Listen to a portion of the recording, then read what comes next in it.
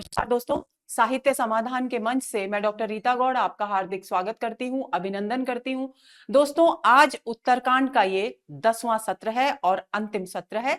थोड़ा बड़ा हो सकता है क्योंकि आज हम इसे हर हालत में पूरा करके ही मानेंगे और बहुत ही महत्वपूर्ण बिंदुओं पर आज इसमें चर्चा होने वाली है।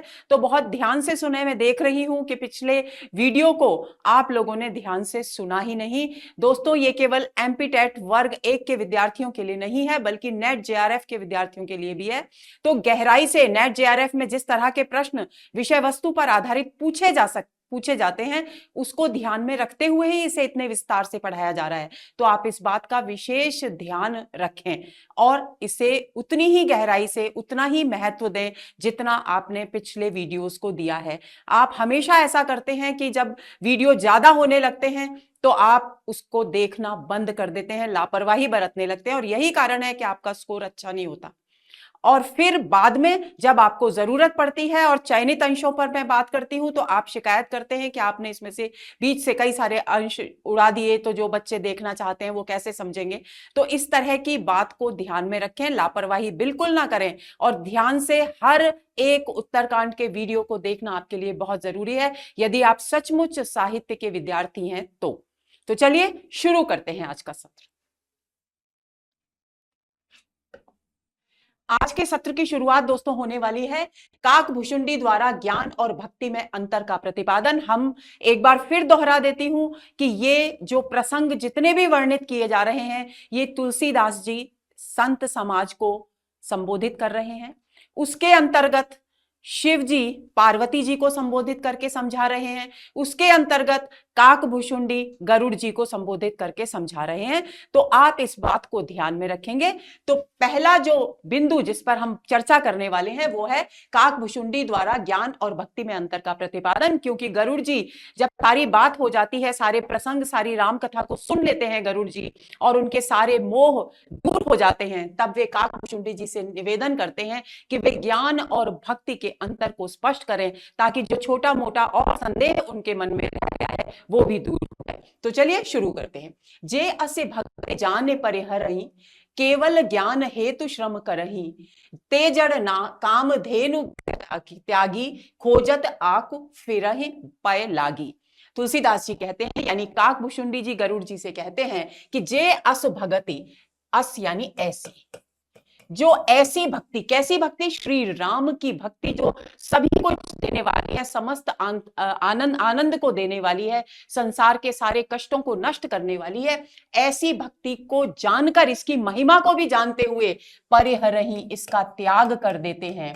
केवल ज्ञान हेतु श्रम करते और मुक्ति केवल और केवल भक्ति मार्ग को अपनाते ही नहीं, उसका त्याग कर देते हैं और केवल ज्ञान के द्वारा मुक्ति प्राप्ति के लिए श्रम करते हैं, यानी प्रयत्न करते हैं।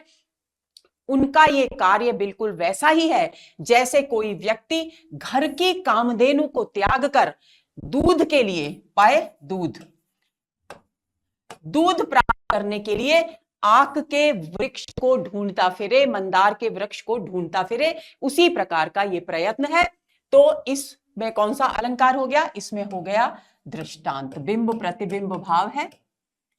सुनु खगेश हरि भगति बिहाई, जे सुख चाहई आन उपाई, 63 महासिंधु बिनु तरनी, पैर पार चाहे जड़ करनी। आगे काकभूषुंडी जी कहते हैं कि खगेश, हे पक्षियों के राजा गरुड़ जी, आप सुनिए कि जो हरि भक्ति यानी श्री राम की भक्ति को बिहाई यानी छोड़कर अन्य उपायों से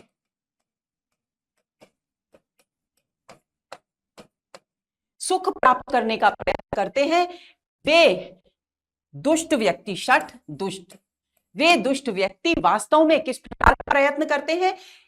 ऐसा प्रयत्न जैसे कोई व्यक्ति महासागर को बिना तरणी यानी नाव के बिना पार करने की कोशिश करे, ऐसा ही मूर्खतापूर्ण, अज्ञानतापूर्ण प्रयत्न वे करते हैं।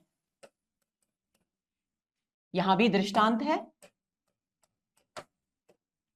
सुने भुसुंड के वचन भवानी, बोले गरुड़ हर्ष मृदुवानी। अब शिवजी पार्वती जी से कहते हैं कि हे भवानी, इस प्रकार के काकभूषुंडी के वचन सुनकर आनंद से भरकर कोमल स्वर में, मृदुवाणी कोमल स्वर में गरुड़ जी बोले। क्या बोले?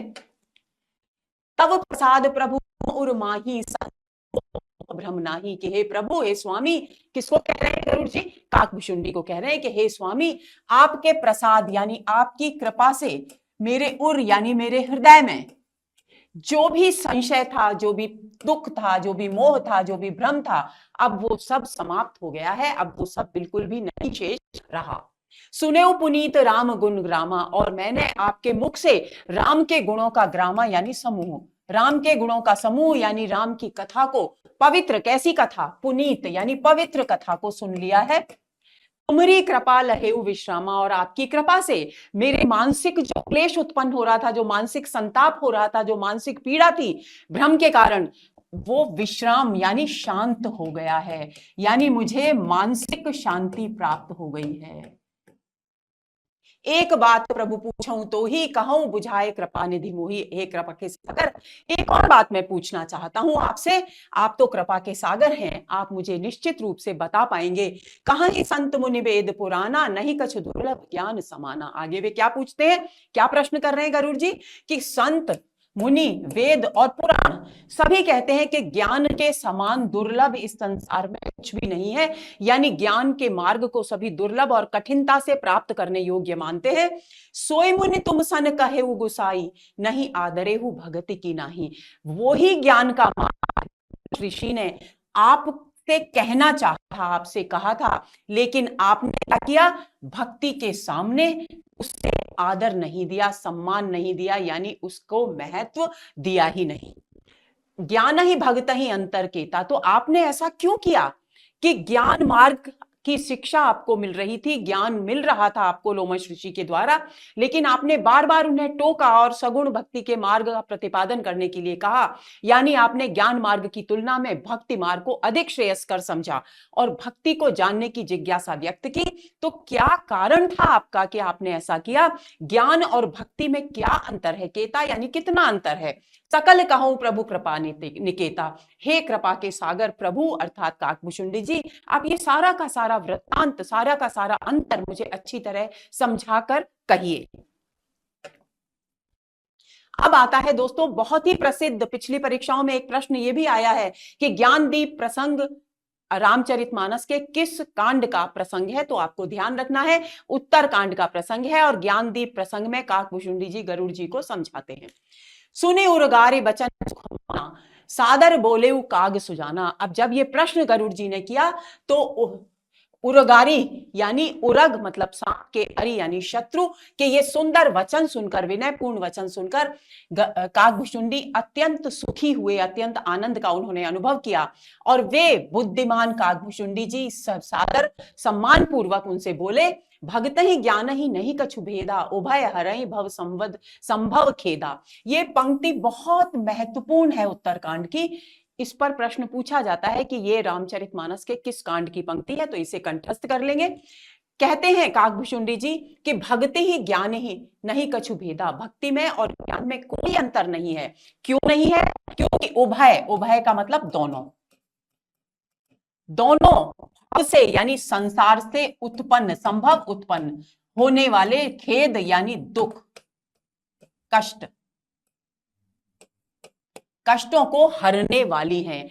ज्ञान मार्ग से भी कष्ट हरे जाते हैं और भक्ति मार्ग से भी कष्ट हरे जाते हैं, इसलिए इन दोनों में कोई अंतर नहीं है। नाथ मुनीस कहें कछु अंतर, सावधान सोऊ सुन विहंगवर। आपके कहते हैं हे श्रेष्ठ पक्षीराज, विहंगवर का मतलब श्रेष्ठ, विहंग यानी पक्षी, हे श्रेष्ठ पक्षीराज यानी पक्षियों के राजा गरुड़ जी, नाथ आप मेरी बात को ध्यान से सुनिए। मुनि ज्ञान और भक्ति मार्ग में कुछ अंतर अवश्य बताते हैं, वो अंतर मैं आपको बताता हूं, आप सावधान होकर के सुनिए, यानी ध्यान पूर्वक सुनिए। यहां पर अनुप्रास अलंकार क्या है? ज्ञान विराग जोग विज्ञाना, ए सब पुरुष सुनो हरिजाना। हे हरि के यान अर्थात गरुड़ जी आप सुनिए, ज्ञान, वैराग्य, योग और विज्ञान यानी तत्व ज्ञान, कई बार आ चुका है ये शब्द, आप ध्यान रखेंगे। ये सब पुरुष हैं, ये सब पुरुष हैं यानी पुल्लिंग हैं, इस बात को आप जान लीजिए। यानी ज्ञान, वैराग्य, योग और विज्ञान ये सब पुरुष हैं। पुरुष प्रताप प्रबल सब भांति, और आप सब जानते हैं कि पुरुषों की जो शक्ति होती है, उनका जो प्रताप होता है, वो सभी प्रकार से बहुत अधिक प्रबल होता है। अबला अबल सहज जड़ जाती, और जो अबला है वो बलहीन होती है और अविद्या की जाति की होती है। यहां मैं दोस्तों आपको एक बात बता दूं कि यहां अबला का अर्थ स्त्री से नहीं है, बल्कि माया से है। अबला का अर्थ है माया। अबला अबल यहां भी अनुप्रास अलंकार हो गया, जड़ जाति में अनुप्रास अलंकार हो गया है, पुरुष प्रताप प्रबल में अनुप्रास अलंकार हो गया है। पुरुष त्याग सक नारी जो विरक्त मत धीर, न तो कामी विषया बस विमुख जो पद रघुवीर। आगे कहते हैं काकभूषुंडी जी कि पुरुष जो विरक्त है और धैर्यशाली बुद्धि वाले हैं, वे पुरुष नारी को त्याग सकते हैं, नारी को यानी माया को त्याग सकते हैं। लेकिन जो श्री राम के चरण कमलों से विमुख है, श्री राम के प्रति जिनके हृदय में भक्ति भाव नहीं है, जो कामी है, जो विषय वासनाओं में लिपटे हुए हैं, वे इस माया का त्याग नहीं कर पाते। सो मुनि ज्ञान निधान मृगनयनी विधु मुख ने रखे, विबस होए हरिजान नारी विष्णु माया। वे कहते हैं कि ऐसी बात नहीं है गरुड़ जी, आप एक बात पर ध्यान दीजिए कि जो मृगनयनी हिरणों के समान सुंदर नेत्रों वाली जो स्त्रियां होती हैं, चंद्रमा के समान सुंदर मुख वाली स्त्रियां होती हैं, उनके सौंदर्य को देखकर तो ज्ञान के सागर, ज्ञान के भंडार, अच्छे अच्छे मुनियों का चित्त चंचल हो जाता है। बेबस होए हरिजान, और वे माया के समक्ष चंचल हो जाते हैं, विवश हो जाते हैं। और क्यों? क्योंकि ये जो स्त्री के रूप में जो माया प्रत्यक्ष होती है, वो वास्तव में विष्णु के द्वारा, भगवान के द्वारा ही फैलाई गई माया होती है। इहां न पक्षपात कछु राखूं, वेद पुराण संत मत भाषाऊं। आगे वे कहते हैं कि यहां मैं कुछ भी पक्षपात नहीं रखूंगा, मैं वेदों पुराणों में और संतों के द्वारा जो कुछ भी भाषाऊं, जो कुछ भी कहा गया है, उसे यहां पर स्पष्ट रूप से बताऊंगा। मोहन नारी नारी के रूपा, पन्नगारी यह रीति अनूपा। कि हे पन्नगारी यानी हे सांप के शत्रु, ये संसार की अद्भुत रीति है कि नारी कभी भी नारी के रूप पर मुग्ध नहीं होती। ये संसार का चलन है, हमेशा नारी के रूप पर पुरुष ही मोहित होता है। माया भगति सुनो तुम तो, नारी भग जाने सबको हूं। अब आगे सुन लो आप कि माया और भक्ति ये दोनों जो हैं, ये नारी के वर्ग में आती है, इसको सब अच्छी तरह से जानते हैं। पुण्य रघुवीर ही भगति प्यारी, और नारी और भक्ति दोनों नारी वर्ग में है, लेकिन इनमें से रघुवीर को, श्री राम को भक्ति ही प्रिय है। माया खलु नर्तकी विचारी, क्यों? क्योंकि माया तो उनकी दृष्टि में उनके इशारों पर नाचने वाली एक नर्तकी है, एक अभिनेत्री है, जो कि केवल और केवल जीव को भ्रम में डालने का कार्य करती है। भगति ही सानुकूल रघुराया, ताते ते ही डरपत अति माया। कि जिन भक्तों के, श्री राम के जो भक्त होते हैं, यानी राम की भक्ति जिनके अनुकूल होती है, यानी श्री राम जिनको अपनी शरण में लेते हैं, उनसे माया हमेशा डरती रहती है। राम भगति निरुपम निरुपाधि, बसई जासु उर सदा अबाधि। और राम की भक्ति कैसी है, उसकी किसी से तुलना नहीं की जा सकती, कोई उपमा नहीं दी जा सकती। निरुपाधि यानी उपाधि रहित है, विशुद्ध रूप है, और वो जिसके हृदय में रहती है वहां निरंतर बिना बाधा के रहती है, बाधा रहित होकर निरंतर रहती है, यानी उसे कोई रोकने वाला नहीं होता। क्योंकि जिसके हृदय में श्री राम के प्रति भक्ति भाव है, वहां माया आने से डरती है, और जहां माया नहीं आती वहां संसार का कोई विकार, कोई कष्ट आ ही नहीं सकता। तेह बिलो की माया सकुचाई, और ऐसे लोग जिनके हृदय में श्री राम की भक्ति विद्यमान होता है, उसे देखकर माया उनके पास जाने में संकोच का अनुभव करती है। करी न सकई कछु निज प्रभुताई, क्योंकि उनके समीप जाकर, क्योंकि हृदय प्रभु के भक्ति भाव से भरा हुआ है उनका हृदय, इसलिए वो अपना कोई भी प्रभाव वहां पर विस्तार नहीं। अस विचारी जे मुनि विज्ञानी, जाचहि भगति सकल सुखानी। यही कारण है कि मुनि और तत्व ज्ञानी जितने भी लोग हैं, वो इस बात को ध्यान में रखकर कि प्रभु की भक्ति यदि हृदय में रहेगी तो निश्चित रूप से माया से हम दूर रहेंगे, ये सोचकर ही समस्त सुखों को देने वाली भक्ति को प्राप्त करने की जाचही यानी याचना करते हैं, प्रार्थना करते हैं। सकल सुख खानी में अनुप्रास हो गया है। यह रहस्य रघुनाथ कर बेगी न जानई कोई, जो जानई रघुपति कृपा सपने हो मोह न होए। आगे काकभूषुंडी जी कहते हैं कि रघुनाथ की भक्ति का ये जो रहस्य है वो जल्दी से किसी को समझ में नहीं आता, कोई इसे जान नहीं पाता, सहज नहीं है इसे जानना। जो जानई, और जो इसे जान लेता है उसे सपने में भी मोह ग्रसित नहीं करता, मोह से वो कभी प्रभावित नहीं होता। उसके हृदय में, उसके व्यक्तित्व में मोह के लिए, भ्रम के लिए, संदेह के लिए कोई स्थान नहीं होता। और ज्ञान भगति कर भेद सुनऊ रस प्रवीण, जो सुने होई राम पद प्रीति सदा अभिछीन। और आगे वे कहते हैं काकभूषुंडी जी कि हे सुप्रवीण यानी हे कुशल ज्ञानी व्यक्ति गरुड़ जी, और भी ज्ञान और भक्ति के कई भेद हैं, आप ध्यान पूर्वक सुनिए। जो सुनकर, इनको सुनता है, इसे सुनकर उनकी राम के चरणों में अविच्छिन्न यानी कभी समाप्त न होने वाली भक्ति या प्रेम उत्पन्न हो जाता है। सुनहु तात यह अकथ कहानी, ये कहानी हे तात आप सुनिए जो कि अकथ है, पहले कभी कही नहीं गई है। समुझत बनाई न जाए बखानी, और ये कहानी ऐसी है जिसे समझा तो जा सकता है लेकिन शब्दों के द्वारा इसका वर्णन नहीं किया जा सकता। ईश्वर अंश जीव अविनाशी, चेतन अमल सहज सुख राशि। और ये कहानी क्या है कि ईश्वर का अंश है जीव, इसलिए जीव भी अविनाशी है। चेतन अमल, और कैसा है जीव? चैतन्य स्वरूप है, विकार रहित है। अमल यानी विकार रहित, सहज है और सुखों का भंडार है, क्योंकि जब चैतन्य रूप है जीव तो निश्चित रूप से माया से अलग है, माया का प्रभाव उस पर नहीं आता। लेकिन जब आता है तब क्या होता है ये अभी बताएंगे। सो माया बस भयउ साई, कि जब ये चेतन रूप जो है, जो ब्रह्म का अंश है जीव, जब ये माया के वशीभूत हो जाता है तो ये कैसे काम करता है, ये इस बात को भूल जाता है कि ये परमात्मा का अंश है। और ये बंधे कीर मतलब तोता, पिंजरे में बंधे हुए तोते और मरकट मदारी के हाथ के इशारों पर नाचने वाले बंदर की तरह कार्य करता है। यानी जीव सांसारिक माया के वशीभूत होने के बाद संसार के बंधनों में बंध जाता है। जड़ चेतन ही ग्रंथि परी गई, और इस प्रकार जो जीव चैतन्य स्वरूप था, परमात्मा का अंश था, माया के प्रभाव में आते ही वो चैतन्य स्वरूप से अलग हो जाता है और क्या कहलाता है? जड़ कहलाने लगता है। इस प्रकार जड़ और चेतन के बीच में ग्रंथि यानी गांठ पड़ जाती है, यानी कि भेद उत्पन्न हो जाता है। और वो भेद क्यों उत्पन्न होता है? माया के वशीभूत होने के कारण। यद्यपि मृषा छूटत कठिनाई, यद्यपि ये जो गांठ पड़ी है ये मिथ्या है, मृषा मिथ्या है, लेकिन इससे मुक्त होने के लिए जीव को बहुत अधिक प्रयत्न करना पड़ता है। तबते जीव भयउ संसारी, और जैसे ही माया के प्रभाव में जीवात्मा आता है वैसे ही वो सांसारिक बंधनों में बंध जाता है। छूट न ग्रंथि न सुखारी, और ये बंधन से वो मुक्त नहीं हो पाता और ना ही उसे संसार में सुख प्राप्त हो पाता है।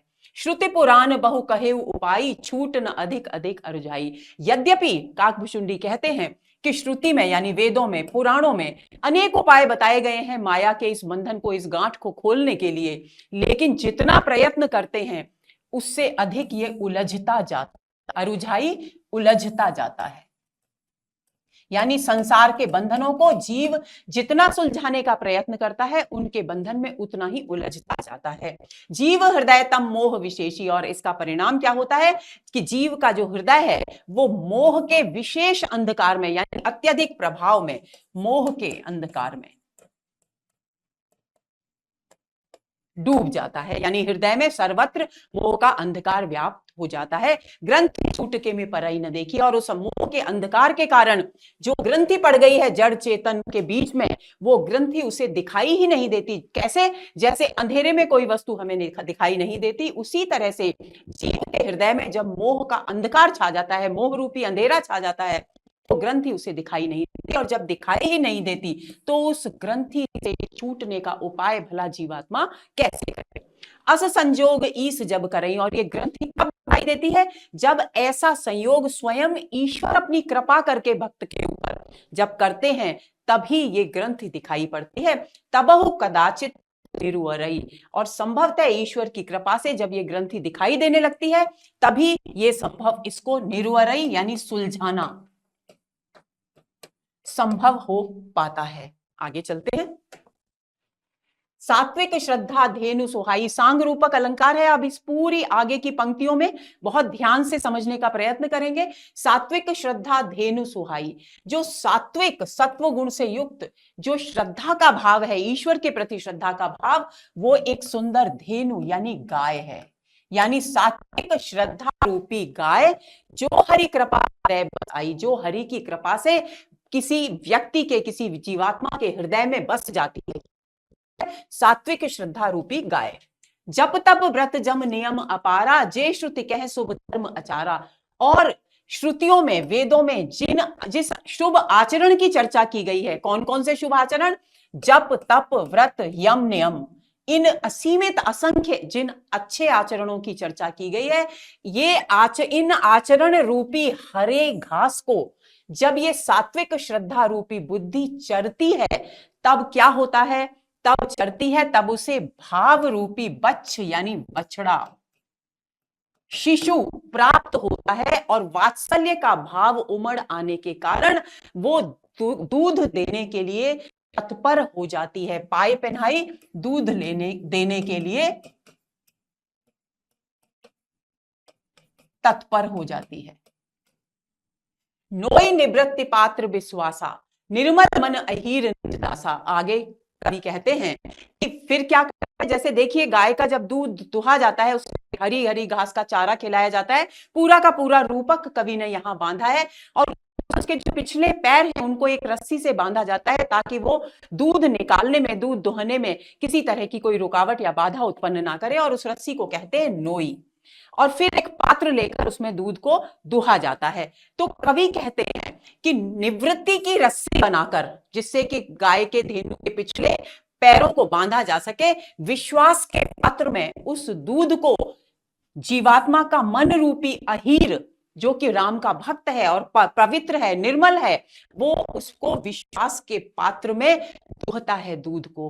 कौन सी गाय है? सात्विक श्रद्धा रूपी गाय को जप तप व्रत यम नियम आदि की हरी घास खिलाकर जब भाव रूपी बछड़ा जन्म लेता है और दूध देने के लिए गाय तैयार हो जाती है, तब निवृत्ति की रस्सी उसके पिछले पैरों में बांधकर विश्वास के पात्र में भक्त का निर्मल पवित्र मन रूपी अहीर यानी ग्वाला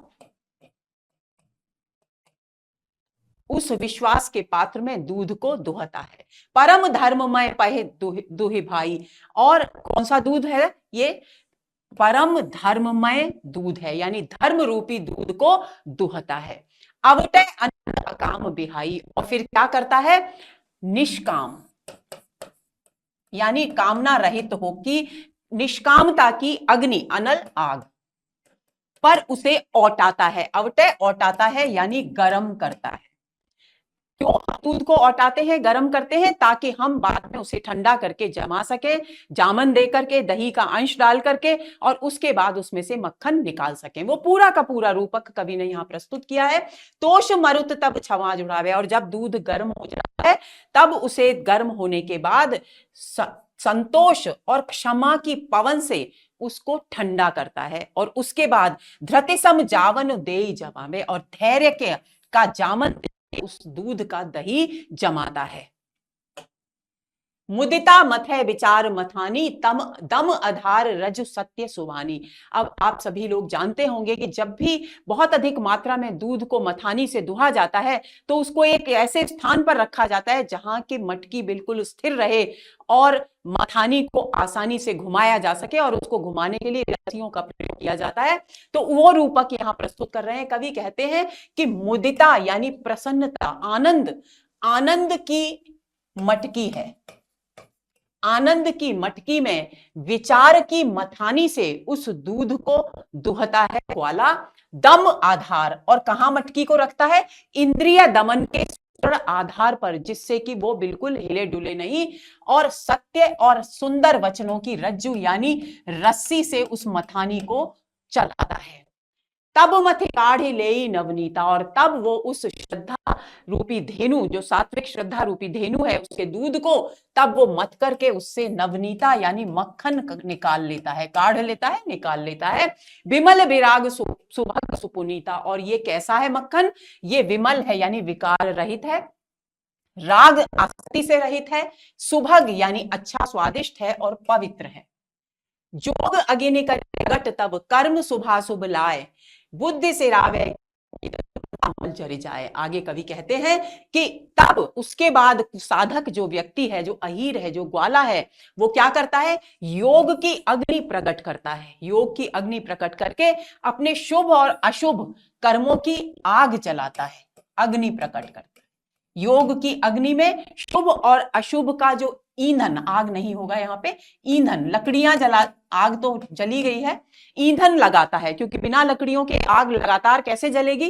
तो ईंधन लगाता है। ईंधन किसका लगाता है? अपने अच्छे और बुरे कर्मों का ईंधन लगाता है, ताकि योग की जो अग्नि है, योग से जो अग्नि प्रकट की है, वो निरंतर जलती रहे। और उसके बाद क्या करता है?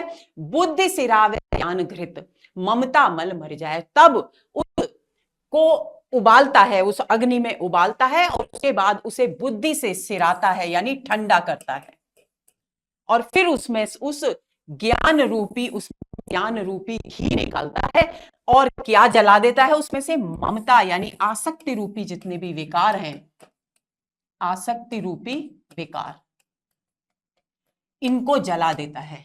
तब विज्ञान रूपिणी बुद्धि विशद घृत पाए, चित्त दिया भरे धरे दृढ़ समता दियटी बनाए। और उसके बाद विज्ञान रूपी जो बुद्धि है, यानी तत्व ज्ञान से युक्त बुद्धि है, घी को प्राप्त करती है, और उस विशुद्ध घी को चित्त दिया, अपने मन का दिया बनाकर, और भरे धरे दृढ़ता और समदृष्टि का, प्राणियों को, समस्त संसार के सभी जीवों को समान दृष्टि से देखते उसका दीवट बनाती है। दियटी, दीवट, दीवट वो स्थान, दीपाधार जिस पर दिया रखा जाता है, उस पर एक दृढ़ दिया बनाती है, दृष्टि का आधार बनाती है, और चित्त का दिया बनाकर उस पर रख देती है। तीन अवस्था तीन गुण ते ही कपास ते काढ़े, तूल तुरीय संवारे पुण्य बाती करे सुघाड़। और उसके बाद क्या करती है? तीन अवस्थाएं होती हैं, जागृत, स्वप्न और सुषुप्ति। इन तीन अवस्थाओं और तीन गुण आप सभी जानते हैं, सत, रज और तम। इन तीन गुणों की कपास में से तुरीयावस्था रूपी रुई, तूल शुद्ध रुई, तुरीयावस्था रूपी रुई को निकालती है, और उससे एक सुदृढ़ बाती का निर्माण करती है। ये तुरीयावस्था चौथी अवस्था है, जो समाधि के तुल्य मानी जाती है।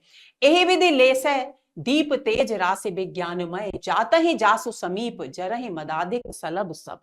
और इसके बाद इस प्रकार दीपक बनाकर, बत्ती बनाकर, उसमें विज्ञान का जो ज्ञान प्राप्त किया है उसने, उस ज्ञान का तेज, ज्ञान के तेज का दीपक जलाती है।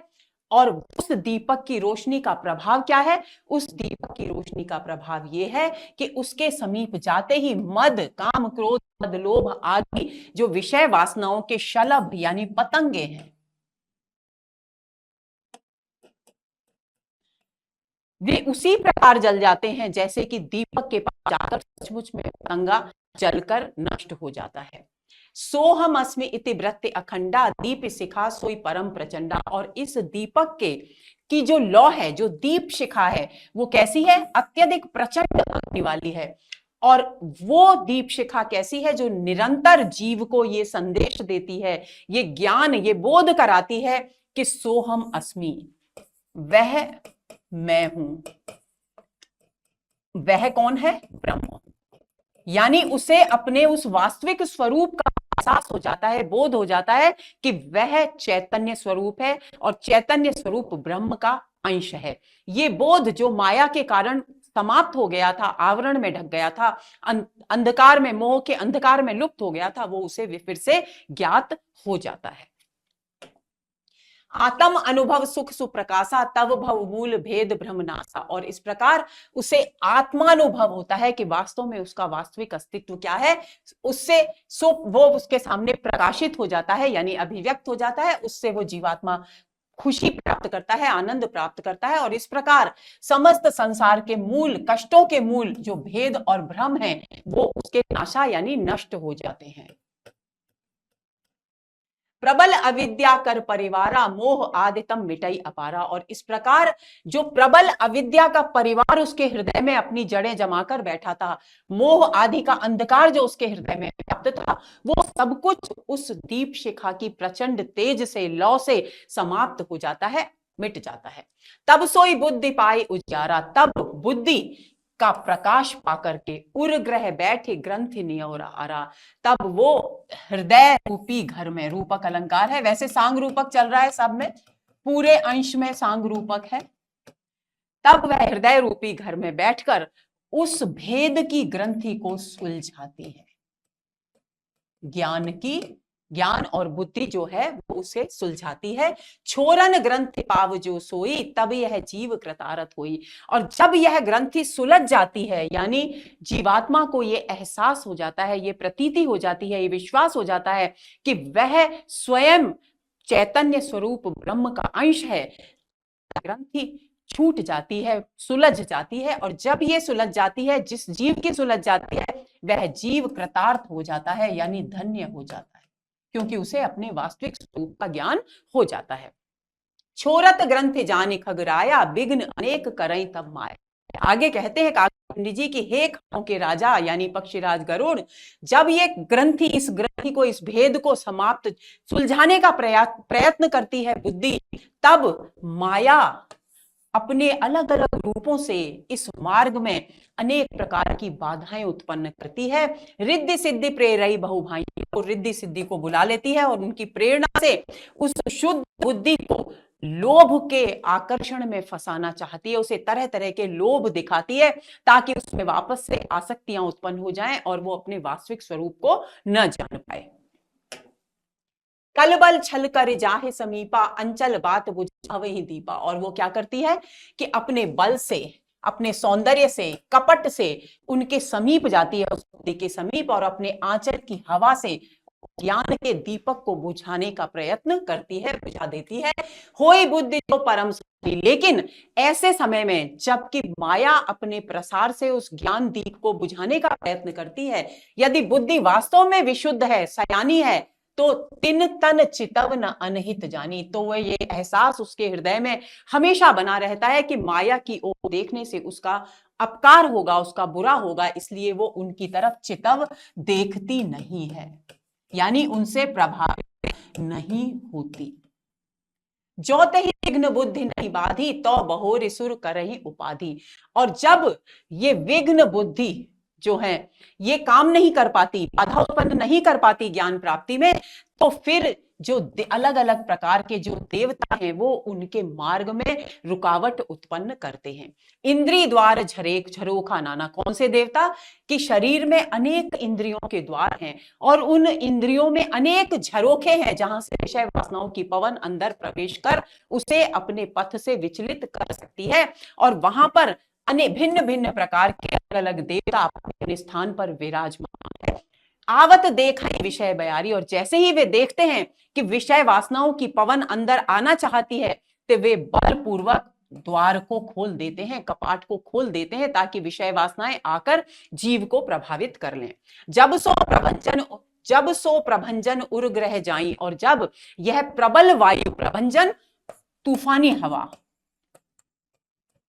जब यह तूफानी हवा उर हृदय रूपी घर में प्रवेश कर जाती है, कौन सी तूफानी हवा?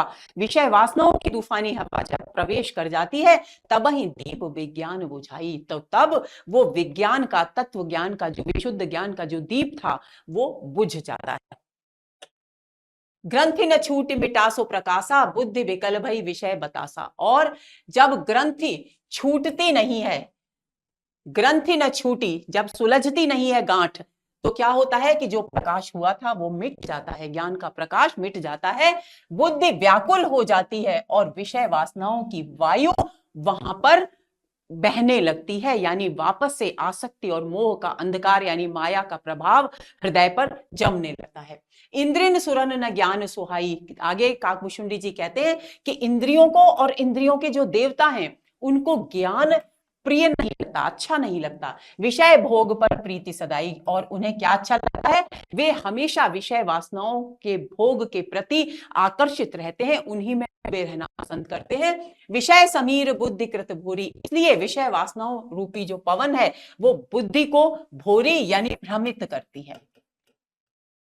तेह विधि दीप को बार बहोरी, और जब एक बार ये जला हुआ दीपक बुझ जाता है तो कौन ऐसा व्यक्ति है जो उसे पुनः फिर से बहोरी, फिर से जलाने का श्रम कर सकता है, प्रयत्न कर सकता है। तब फिर जीव विविध विधि पावई संस्कृति क्लेश, हरि माया अति दुस्तर तरी न जाए विहगेश। और ऐसी स्थिति में जब फिर से माया अपना प्रभाव जमा लेती है तो हे विहगेश, जीव फिर से विविध प्रकार के सांसारिक बंधनों में बंधकर क्लेश यानी दुख पाने लगता है। हरि माया, तो कहने का अभिप्राय यह है कि हरि की जो माया है अत्यंत भयंकर है और प्रबल है। उसको पार करना यानी उसके पार उतरना, उसको दूर करना विहगेश बहुत ही कठिन कार्य है। कहत कठिन समुचय कठिन, साधन कठिन विवेक, होई गुणाक्षर न्याय जो पुनि प्रत्युह अनेक। आगे कवि कहते हैं कि ये जो प्रभाव है माया का, ये कहने में कठिन है, समझने में कठिन है, और बहुत कठोर बुद्धि की बहुत कठोर साधना के द्वारा ही इसका निवारण किया जा सकता है। और वो साधना का से बुद्धि, संतुलित बुद्धि से साधना का के द्वारा निवारण कैसे हो, वो तभी संभव है जब गुणाक्षर न्याय हो। गुणाक्षर न्याय यानी सुखद संयोग की स्थिति उत्पन्न हो, और सुखद संयोग की स्थिति कि सब कुछ हमारे अनुकूल हो जाए। और वो कब होता है, जब ईश्वर की, श्री राम प्रभु की कृपा होती है। जो पुण्य प्रत्युह अनेक, अन्यथा जब गुणाक्षर न्याय नहीं होता तो अनेक प्रकार की बाधाएं फिर से उत्पन्न होती हैं और जीवात्मा अनेक प्रकार के कष्टों को भोगता है। ज्ञान पंथ कृपान के धारा, परत खगेश होई नहीं बारा, जो निर्विघ्न पंथ निर्भय सो कैवल्य परम पद लहई। आगे कहते हैं काकभूषुंडी जी कि ज्ञान मार्ग पर चलना एक प्रकार से कृपाण की धार यानी तलवार की धार पर चलने के समान है। परत खगेश होए नहीं बारा, क्योंकि इस तलवार की धार पर से गिरने में भी कोई देर नहीं लगती। होए न बारा यानी देर नहीं लगती।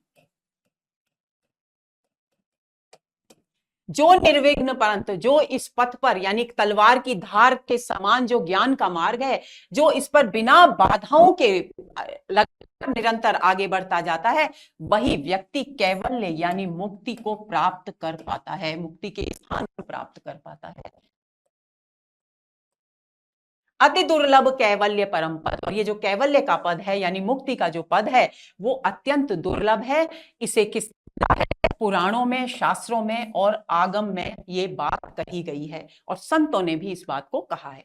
राम भजत सोई मुकुति गुसाई, अनइच्छित आवई बरियाई। लेकिन ये जो ज्ञान के मार्ग की इतनी कठिनताएं ऊपर बताई हैं, काकभूषुंडी जी कहते हैं कि राम को भजने से जो इतनी मुश्किल से प्राप्त होने वाली मुक्ति है वो बिना इच्छा के ही बलपूर्वक स्वयं व्यक्ति के पास आ जाती है। किस व्यक्ति के पास? जो श्री राम का भक्त है, उनकी भक्ति में लीन है। जिमिथल बिन जल रही न सकाई, कोटि भांति को उपाई, तथा मोक्ष सुख सुन खगुराई, रही न सकाई हरि भगति बिहाई। कि कोई भी जीवात्मा, कोई भी व्यक्ति हरि की भक्ति को बिहाई यानी त्याग कर, छोड़कर यदि रहने का प्रयत्न करता है तो उसका यह प्रयत्न कैसा है, जैसे कोई व्यक्ति भूमि के बिना जल को रखना चाहे, यानी भूमि के आधार के बिना जिस प्रकार जल नहीं रह सकता, जिस कोई कितना भी प्रयत्न कर ले भूमि के आधार के बिना जल सुरक्षित इकट्ठा एकत्रित नहीं रह सकता, उसी तरह से हे खगराई, हे पक्षीराज गरुड़, हरि की भक्ति को त्याग कर कोई व्यक्ति मोक्ष के सुख को भी प्राप्त नहीं कर सकता। अस विचारे हरि भगत सयाने, मुक्ति निरादर भगत लुभाने। और यही विचार करके जितने भी बुद्धिमान भक्त हैं प्रभु के, वे सब मुक्ति की तरफ का भाव रखते हैं और भक्ति की मार्ग की ओर आकर्षित होते हैं, यानी भक्ति को अपनाते हैं। भगति करत बिनु जतन प्रयासा संस्कृति मूल अविद्या। और ये जो भक्ति है बिना हल्के से प्रयास से, बिना कठोर प्रयत्न किए बिना ही संस्कृति के मूल यानी सृष्टि के मूल में विद्यमान जो अविद्या है, जिसके कारण सारे कष्ट उत्पन्न होते हैं, उसको नष्ट कर देती है, नासा नष्ट कर देती है। भोजन करिए तृपित हित लागी, जिमिसो असन पचवे जठरागी।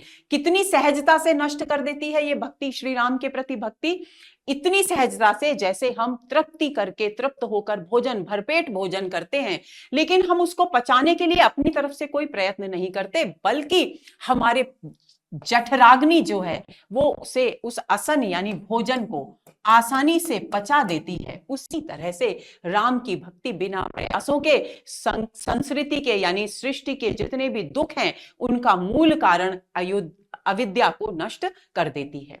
असे हरि भगति सुगम सुखदाई, इसलिए ये हरि की जो भक्ति है वो सुगम योग्य और सुख देने वाली है। को असमूढ़ न जाए स्वाई, ऐसा कौन सा मूर्ख है जिसे ये भक्ति प्रिय नहीं लगेगी, अच्छी ना लगेगी। सेवक सेव्य भाव बिन भवन करिए उर्गार, भजहु राम पद पंकज अस सिद्धांत विचार। ये पंक्तियां भी बहुत महत्वपूर्ण है, इनको कंठस्थ कर लेंगे कि ये उत्तरकांड की पंक्तियां हैं, दास्य भाव की भक्ति का इनमें प्रतिपादन किया गया है।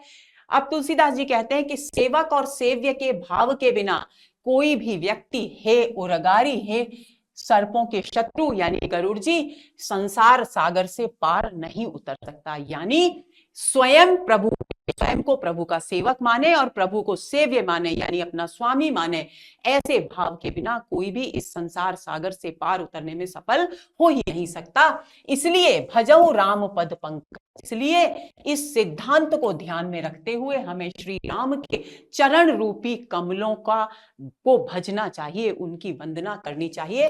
रूपक अलंकार, जो चेतन कहे जड़ करई जड़ई करई चैतन्य, क्योंकि श्री राम की भक्ति में वो सामर्थ्य है, वो प्रबलता है, वो शक्ति है कि वो चेतन को जड़ कर सकती है और जड़ को चैतन्य कर सकती है। अस समर्थ रघुनायकई बजई जीवते धन्य, और इतने सामर्थ्यवान श्री राम का जो भजन करते हैं वे जीवात्मा धन्य है। काकभुशुंडी द्वारा भक्ति का प्रतिपादन, अब इस विषय पर बात करते हैं। काकभुशुंडी जी भक्ति के पूरे, क्योंकि अभी उन्होंने ज्ञान और भक्ति के अंतर को स्पष्ट किया, अब वे बता रहे हैं कि भक्ति वास्तव में है क्या। कहेउ ज्ञान सिद्धांत बुझाई, काकभुशुंडी जी कहते हैं कि मैंने अब तक ज्ञान के सिद्धांत को हे गरुड़ जी महाराज आपको अच्छी तरह से समझा कर कहा। सुनो भगति मन के प्रभुताई, अब आप भक्ति रूपी मणि, भक्ति रूपी मणि यानी रूपक अलंकार, भक्ति रूपी मणि की प्रभुता यानी उसके महत्वपूर्ण प्रभाव को सुनिए। राम भगति चिंतामणि सुंदर, बसई गरुड़ जाके उर अंतर, कि राम की जो भक्ति है वो सुंदर चिंतामणि के समान है। चिंतामणि एक अनमोल मणि मानी जाती है जिसका तेज बहुत अधिक होता है और जो सभी प्रकार की कामनाओं को पूर्ण करने वाली होती है। तो राम की भक्ति एक चिंतामणि के समान है, जो ये चिंतामणि यानी राम भक्ति रूपी चिंतामणि जिसके हृदय है, क्या होता है, परम रूप दिन राती, उसके हृदय में दिन रात अत्यंत प्रकाश फैला रहता है, सुंदर प्रकाश व्याप्त रहता है, यानी मोह का माया का अंधकार वहां व्याप्त नहीं होता। नहीं कछ चाहिए दिया घृतवाती, और उस प्रकाश के लिए न तो किसी दिए की जरूरत होती है, न घी की जरूरत होती है, न बाती की जरूरत होती है। ज्ञान के मार्ग को समझाते समय उन्होंने पूरा का पूरा दिए बत्ती का रूपक बांधा था, लेकिन यहां इस तरह की कोई आवश्यकता नहीं होती। मोह दरिद्र निकट नहीं आवा, और मोह रूपी दरिद्रता उनके निकट नहीं आती। सांग रूपक है, लोभ बात नहीं ताहि बुझावा, और उस दीपक ऐसा है जिसमें लोभ की हवा उसे बुझाने की सामर्थ्य नहीं रखती। प्रबल अविद्या तम मिट जाई, और प्रबल अविद्या से हृदय में जो अंधकार व्याप्त होता है अंधकार मिट जाता है। हार ही सकल सलभ सगाई, जितने भी विषय वासनाओं रूपी पतंगे हैं हृदय में वो सब के सब उस रोशनी में, उस प्रकाश में भस्म हो जाते हैं। खल कामादि निकट नहीं जाही, बसई भगति जाके उर्माही। और हे गरुड़ जी महाराज, जिसके हृदय में ये भक्ति रूपी मणि विद्यमान रहती है, दुष्ट काम आदि जो विषय वासनाएं हैं वे उसके निकट तक नहीं जाने का साहस कर पाती। गरल सुधा सम अरिहित होई, तेहि मन बिनु सुख पाव न कोई। और ये भक्ति राम की भक्ति रूपी जो चिंतामणि है, इसके प्रभाव से जो विष है वो भी उस व्यक्ति के लिए जिसके हृदय में ये है अमृत के समान हो जाता है, और शत्रु भी उसके मित्र के समान, उसके हितकारी के समान हो जाते हैं। तेहि मणि बिनु सुख पाव न कोई। और जब तक कोई भी व्यक्ति इस मणि को, राम की भक्ति रूपी चिंतामणि को प्राप्त नहीं करता, तब तक वह किसी भी प्रकार का सुख नहीं प्राप्त कर पाता। व्यापहि मानस रोग न भारी। और जिसके हृदय में चिंतामणि रूपी भक्ति रूपी चिंतामणि है, उसके हृदय में कोई मानस रोग उसे प्रभावित नहीं करते। जिनके बस सब जीव दुखारी, क्योंकि इन मानस रोगों के वशीभूत होकर ही इस संसार के सभी प्राणी दुख और कष्ट को भोगते हैं। राम भगति मने उर बस जाके, दुख लवलेस न सपने उताके। ये पंक्ति भी बहुत महत्वपूर्ण है, इस पर प्रश्न पूछा जाता है। कवि कहते हैं कि राम भक्ति रूपी मणि जिसके हृदय में बसती है, उसे सपने में भी दुख का एक कण भी प्रभावित नहीं करता, सपने में भी। चतुर शिरोमणि तेई जगमाही, जे मनि लागे सुजतन कराही। और जो चतुरों में भी शिरोमणि हैं, जो अत्यधिक बुद्धिमान व्यक्ति हैं संसार में, वे इस मणि के लिए श्रेष्ठ कर्म करते हैं, प्रयत्न करते हैं, ताकि उन्हें ये राम भक्ति रूपी मणि प्राप्त हो जाए। सो मणि यद्यपि प्रगट जग। आगे और क्या खास बात है इस मणि की, कि ये मणि, यद्यपि ये राम भक्ति की जो मणि है, ये प्रत्यक्ष रूप से सबको दिखाई देती है, लेकिन इस मणि की खास बात यह है कि राम कृपा बिनु नहीं को लही। कृपा के बिना इस मणि को कोई नहीं ले सकता। सुगम उपाय पाई बेकेरे, नर हत भाग्य देहि भट मेरे। और जो दुर्भाग्यशाली मनुष्य हैं, वे इस सहज भक्ति को, सरल उपायों से प्राप्त किए जाने योग्य इस भक्ति को त्याग कर वे अपने दुर्भाग्य को आमंत्रित करते हैं। पावन पर्वत वेद पुराणा। अब आगे वे कहते हैं राम कथा रुचिराकर नाना, कि जो पवित्र ये वेद पुराण जिनमें इस राम कथा का वर्णन किया गया है, ये पवित्र पर्वत के समान है। और पर्वतों में जिस प्रकार खाने होती हैं बहुत सारी, जिनमें से हीरे जवाहरात और रत्न आदि निकला करते हैं, तो वो कहते हैं कि उन पवित्र वेद पुराण रूपी पर्वतों पर सुंदर खान है राम कथा। राम कथा आकर, यानी रुचिर प्लस आकर, आकर का मतलब होता है खान, रत्नों की खान के समान है ये राम कथा। मर्मी सज्जन सुमति कुदारी। और जो संवेदनशील मर्मी यानी बुद्धिमान विशुद्ध हृदय जो व्यक्ति होते हैं, वो अच्छी बुद्धि की कुदाली से उनको खोदते हैं। ज्ञान विराग नयन उर्गारी। और हे उर्गारी, उनके जो नेत्र हैं वो ज्ञान और वैराग्य रूपी नेत्र उनके पास होते हैं, यानी वे क्या सही है क्या गलत है उसका निर्णय करने की सामर्थ्य से युक्त होते हैं। भाव सहित खोजई जो प्राणी। और जो प्राणी भाव से भरकर, भक्ति भाव से भरकर जो इस भक्ति रूपी चिंतामणि को खोजता है, कहां? वेद पुराण रूपी पवित्र पर्वत के पर बनी हुई खानों में, राम कथा की खानों में। पाव भगति मणि सब सुख खानी। वह निश्चित रूप से इस भक्ति की मणि को, जो कि समस्त सुखों को देने वाली है, समस्त सुखों की खान है, उसे प्राप्त करने में सफलता पाता है।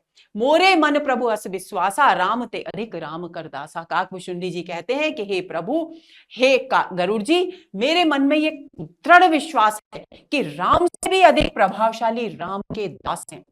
राम सिंधु सज्जन धीरा, चंदन तरु हरि संत समीरा। सब सांग रूपक है। राम सिंधु है, महासागर है, तो सज्जन और धैर्यवान व्यक्ति बादल हैं। और राम चंदन का वृक्ष है, तो हरि जो संत हैं वे उस चंदन के वृक्ष से के पास बहने वाली पवन के समान है। चंदन तरु हरि, राम चंदन का वृक्ष है, तो संत जो समाज है वो वहां बहने वाली, प्रवाहित होने वाली पवन के समान है। संत समीरा में अनुप्रास हो गया है। सब कर फल हरि भगति सुहाई, सो बिनु संत न काहू पाई। आगे कहते हैं काकभूषुंडी जी कि ये जो हरि की भक्ति है, ये अत्यंत प्रिय लगने वाली और सभी प्रकार के फल को देने वाली है, लेकिन बिना सत्संग के, बिना संतों के साथ के इस भक्ति को प्राप्त नहीं किया जा सकता। किसी ने इसे प्राप्त नहीं किया है। अस विचारी जो ही कर सत्संगा, ऐसा विचार करके जो मनुष्य सत्संगति करते हैं, राम भगति ते ही सुलभ विहंगा, हे विहंग हे पक्षीराज, उसे राम की भक्ति अत्यंत सरलता से मिल जाती है। ब्रह्म पयोनिधि मंदर ज्ञान संत सुर आहे, कथा सुधा मत काढ़े भगति मधुरता जाहे। आगे वे कहते हैं, फिर सांग रूपक है कि ब्रह्म रूपी समुद्र है, उसमें मंदरा। देखिए, जब समुद्र मंथन हुआ था उसका पूरा रूपक यहां प्रस्तुत किया गया है। जब समुद्र मंथन किया था तो समुद्र तो था ही, मंदराचल पर्वत की मथानी बनाई गई थी, तो ज्ञान रूपी मंदराचल पर्वत है। और देवताओं ने समुद्र मंथन, असुर और असुरों ने समुद्र मंथन किया था, तो संत देवता है, संत रूपी देवता है। कथा सुधा मथ्य काढ़ई, और इस प्रकार वो कथा ब्रह्म के सागर को मथ कर कथा रूपी अमृत को निकालते हैं, जिसमें भक्ति रूपी मधुरता विद्यमान रहती है। बेरत चर्म अस ज्ञान मद लोभ मोह रिपुमार, जय पाई सो हरि भगत देखो खगेश विचार। आगे काकभूषुंडी कहते हैं कि हे खगेश, हे पक्षीराज गरुड़, जरा सोचकर देखिए कि जो व्यक्ति विरक्ति के कवच, चर्म यानी कवच, विरक्ति के कवच से अपनी रक्षा करता है, जिससे कि विश्वासनाएं उसे प्रभावित ना करें,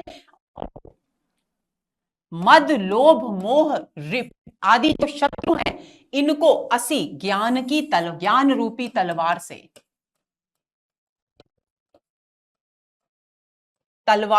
इनको काटकर, इनको मारकर जो विजय प्राप्त करता है, वो वास्तव में हरि का सच्चा भक्त होता है, क्योंकि ऐसी सफलता, ऐसी विजय भक्त ही प्राप्त कर पाता है।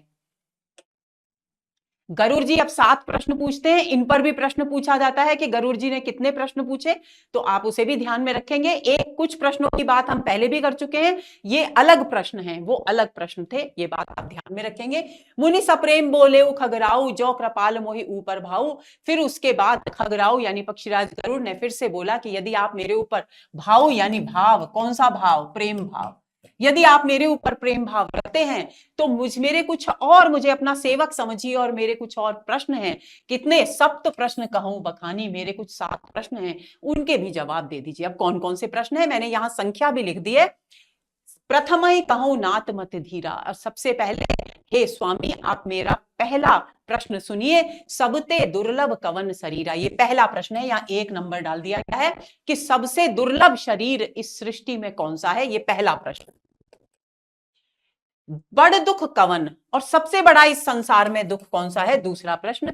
कवन सुख भारी, सबसे बड़ा सुख कौन सा है इस संसार में, तीसरा प्रश्न। सो संक्षेप ही कहो विचारी, संक्षेप में इसको सोच विचार कर मुझे स्पष्ट रूप से बताइए। संत असंत मरम तुम जानो, और आप संतों और असंतों में क्या अंतर है, इसको भी अच्छे तरीके से जानते हैं, तो इसे भी बताइए। चौथा प्रश्न। तिनकर सहज स्वभाव बखानो, इसलिए संतों का और असंतों के स्वभाव का वर्णन अच्छी तरह से कीजिए। देखिए, भरत जी ने भी ये बात पूछी थी संतों और असंतों के स्वभाव के विषय में, जब एक बार वो श्री राम के साथ उपवन में बैठे थे, और वही प्रश्न यहां गरुड़ जी काकभूषुंडी जी से कर रहे हैं। तो चौथा प्रश्न ये है, कवन पुण्य श्रुति विदित विशाला, और पांचवा प्रश्न है कि कौन सा ऐसा प्रबल विशाल पुण्य है, सबसे बड़ा पुण्य इस संसार में कौन सा है जिसकी चर्चा वेदों में की गई है। कहो कवन अग परम कराला, और इस संसार में सबसे बड़ा पाप कौन सा है, छठा प्रश्न। मानस रोग कहो समझाइए, और मानस रोग की जिनकी बात आपने अभी कही, ये मानस रोग वास्तव में है क्या, इन्हें मुझे समझाकर कहिए। ये 7वां प्रश्न। ये 7 प्रश्न है गरुड़ जी के। तुम सर्वज्ञ कृपा अधिकाई, आप सर्वज्ञ हैं, सब कुछ जानते हैं, और कृपालु हैं, दया के सागर हैं, तो आप इन 7 प्रश्नों के जवाब मुझे दीजिए। तात सुनहु सादर अति प्रीति, मैं संक्षेप कहूं यह नीति। आगे काकभूषुंडी जी बोले कि हे तात, मैं आपसे प्रेम पूर्वक संक्षेप में ये बात कहता हूं, इसे ध्यान से सुनिए। नरतन सम नहीं कवनेउ दोही, मानव शरीर के समान कोई देह इस संसार में श्रेष्ठ है ही नहीं। जीव चराचर जाचते ही, यही कारण है कि इस जड़ चेतन जगत में सभी जीव नर शरीर प्राप्त करने की याचना करते हैं। जाचत यानी याचना करते हैं, प्रार्थना करते हैं। नरक स्वर्ग अपवर्ग निसैनी, क्यों करते हैं? क्योंकि ये जो मानव शरीर है, ये नर्क की ओर जाने का सीढ़ी भी यही है, स्वर्ग प्राप्त करने की सीढ़ी भी यही है, और अपवर्ग यानी मोक्ष प्राप्त करने की निसैनी यानी सीढ़ी भी यही है। ज्ञान विराग भगति शुभ देनी, और दूसरी ओर यही मानव शरीर ज्ञान वैराग्य और भक्ति जैसी कल्याणकारी भावों को देने वाला भी है। सो तनु धरे हरि भजई न जे नर होए विषय रत मंद मंद तर। और जो मानव शरीर धारण करके भी जो मनुष्य हरि का भजन नहीं करते, वे निरंतर विषयों में लिप्त होते जाते हैं और भ्रमित होते जाते हैं। उनका जो तेजस्विता है वो धीरे धीरे कम होती जाती है। मंद मंदतर में पुनरुक्ति। कांच के रिच बदले ते ले ही करते डारे परस मनि देही। अब क्योंकि भगवान ने उनको ये नर शरीर, नर रूप मानव शरीर दिया था, यानी सर्वश्रेष्ठ शरीर दिया था, लेकिन उन्होंने उस पारस मणि को अपनी विषय वासनाओं में लिप्त कर अपने हाथ से गिरा दिया, और कांच, विषय वासनाओं के कांच, विषय वासनाओं के कांच अपने हाथ में पकड़ लिए। नहीं दरिद्र सम दुख जगमाई। और सबसे बड़ा दुख कौन सा है? दरिद्रता इस संसार में सबसे बड़ा दुख है। संत, और सबसे बड़ा सुख क्या है? संतों का मिलना सबसे बड़ा सुख है। पर उपकार वचन मन काया, और मन से और वचन से दूसरों का उपकार, दूसरों की भलाई करने का जो भाव है वो सबसे कल्याणकारी कार्य है। संत सहज स्वभाव खगराया, और हे पक्षीराज, ये संतों का सहज स्वभाव होता है। अनुप्रास अलंकार हो गया, सवर्ण की आवृत्ति हो रही है। संत साई दुख परहित हितकारी। क्यों? क्योंकि संत दूसरों के हित के लिए, दूसरों की भलाई करने के लिए स्वयं दुख भी सहते हैं। पर दुख हेतु असंत अभागी। और असंत कैसे होते हैं? दूसरों को दुख देने का कारण बनते हैं। भूर्ज तरु सम संत कृपाला, कि भोजपत्र, भूर्ज तरु जिस पर पहले पुराने जमाने में जिस भोज के पत्र पर लिखा जाता था, उसी भुर्ज तरु की यहाँ बात चल रही है। तो यहाँ ये माना जाता है कि जो भोज पत्र बनाए जाते थे वो इस भुर्ज वृक्ष की छाल को छील करके प्राप्त किए जाते थे, उससे बनाए जाते थे। तो कवि कह रहे हैं कि भुर्ज तरु सम संत कृपाला, जो संत और कृपालु व्यक्ति होते हैं वो भोज वृक्ष के, भुर्ज वृक्ष के समान परहित नित सहते विशाला। जिस प्रकार दूसरों को भोजपत्र देने के लिए भुर्ज तरु जो है वो अपनी छाल को छिलवाने का कष्ट सहता है, उसी तरह से दूसरों की विपत्तियों को दूर करने के लिए जो संत स्वभाव वाले व्यक्ति हैं वो स्वयं पीड़ा सहते हैं। तो यहां पर उपमा अलंकार हो गया है। सन एव खल पर बंधन करई, और दुष्ट प्रकृति के व्यक्ति कैसे होते हैं? सन के समान होते हैं। पटसन होता है जिससे रस्सी बनती है, उसके समान होते हैं। कैसे? कि पहले खाल से निकलता है, यानी खुद पटसन, सन जो होता है वो पहले खुद पीड़ा सहता है, क्योंकि उसे भी खींचा जाता है, तराशा जाता है, छीला जाता है, और उसके बाद उसको बनाया जाता है। और वो सन किसी दूसरे का भला करने के काम में नहीं आता, बल्कि पशुओं को, मनुष्यों को बांधने के काम आता है। यानी वो खुद भी पीड़ा सहता है और दूसरों को भी पीड़ा देता है। तो सन के समान दुष्ट व्यक्तियों का स्वभाव होता है। दोनों में उपमा अलंकार है। खल बिनु स्वार्थ पर अपकारी, अहि मूषक इव सुन उरगारी। और हे उरग के अरि यानी पक्षीराज गरुड़, आप सुनिए कि जो दुष्ट व्यक्ति हैं वो बिना अपने स्वार्थ के भी दूसरों की बुराई करते हैं, अपकार ही करते हैं। कैसे? जैसे चूहे और अहि यानी सर्प अपने स्वभाव के कारण दूसरों का हमेशा बुरा ही करते हैं, उसी तरह से दुष्ट व्यक्ति होते हैं, खल स्वभाव वाले असंत व्यक्ति होते हैं। उपमा अलंकार। पर संपदा विनाशी नसाही, और ये कैसे होते हैं? दूसरों की संपत्ति को नष्ट करके स्वयं भी नष्ट हो जाते हैं। जिमि ससी हति हिम उपल बिलाही, यहां भी उपमा है। कैसे दूसरों की संपत्ति को नष्ट करके स्वयं नष्ट हो जाते हैं? जिस प्रकार जो ओले गिरते हैं जब आसमान से, तो जो ओले गिरते हैं वो ससी यानी धन धान्य जो फसल होती है उसको चोट पहुंचाकर, उसको नष्ट करके स्वयं भी बाद में पिघलकर नष्ट हो जाते हैं। उसी तरह से जो दुष्ट व्यक्ति है वो दूसरों की संपत्ति को नष्ट करके स्वयं भी नष्ट हो जाते हैं। दुष्ट उदय जग आरत हेतु, दुष्टों का उदय इस संसार में दूसरों को पीड़ा देने के लिए ही होता है। जथा प्रसिद्ध अधम ग्रह केतु, और ये कैसे होते हैं? केतु जैसे दुर्भाग्यशाली, दुखद, दुख देने वाले नीच ग्रह के समान होते हैं, क्योंकि वह भी जब केतु का उदय होता है तो उसे दुर्भाग्यशाली माना जाता है, अशुभ का संकेत माना जाता है। यहां भी उपमा अलंकार है। संत उदय संतत सुखकारी, लेकिन दूसरी ओर संसार में जो संतों का जन्म होता है वो निरंतर दूसरों को सुख प्रदान करने के लिए होता है। विश्व सुखद जिन्हें तुम्हारी, कैसे वे विश्व को सुख प्रदान करते हैं? जिस प्रकार इंदु यानी चंद्रमा तम अरि यानी अंधकार का नाश करता है, उसी प्रकार संत स्वभाव वाले लोग विश्व में सुख बांटते हैं, सुख का प्रदान करते हैं। यहां भी उपमा है, यहां भी उपमा है। परम धर्म श्रुति विदित अहिंसा, और सबसे बड़ा धर्म वेदों में अहिंसा है, और सबसे बड़ा पाप वेदों में क्या है? पर निंदा, दूसरे की निंदा करना सबसे बड़ा पाप है। हर गुरु निंदक दादुर हुई, जो प्रभु का, शिव जी का, हर यानी शिव जी, भगवान शिव की और गुरु की निंदा करता है, वो मेंढक, दादुर यानी मेंढक का जन्म लेता है।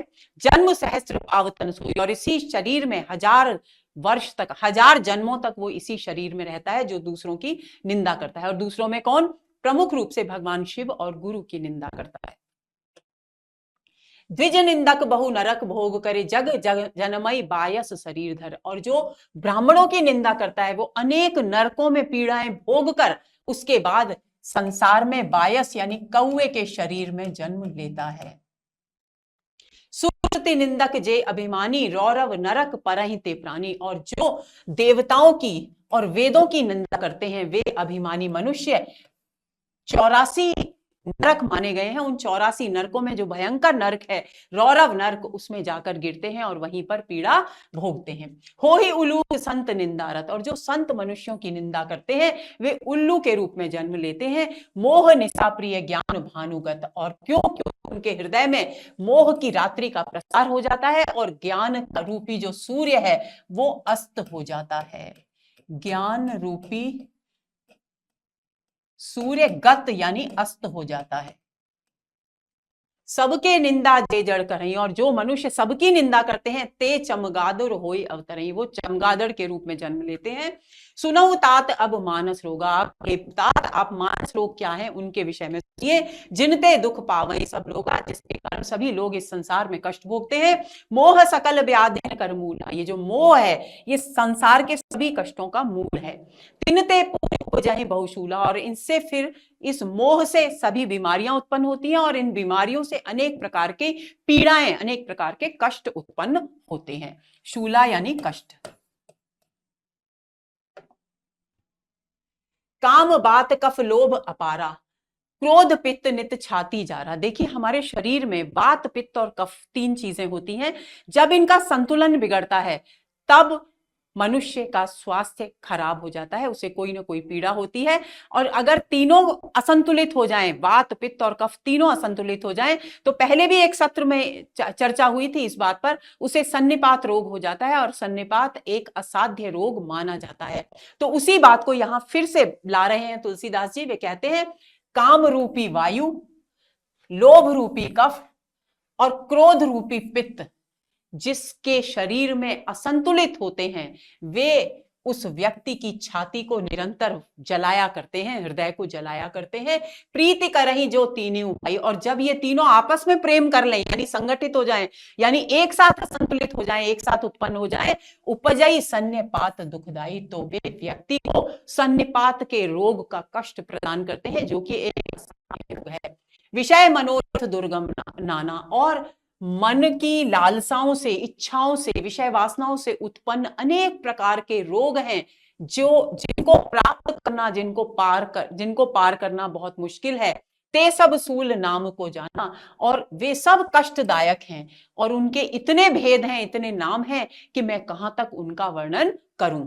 ममता दाद कंड ईर्ष्याई, अब ममता जो है वो दाद नामक जो रोग होता है, एक त्वचा का रोग, उसके समान है। ईर्ष्या खुजली, ईर्ष्या खुजली के रोग के समान है।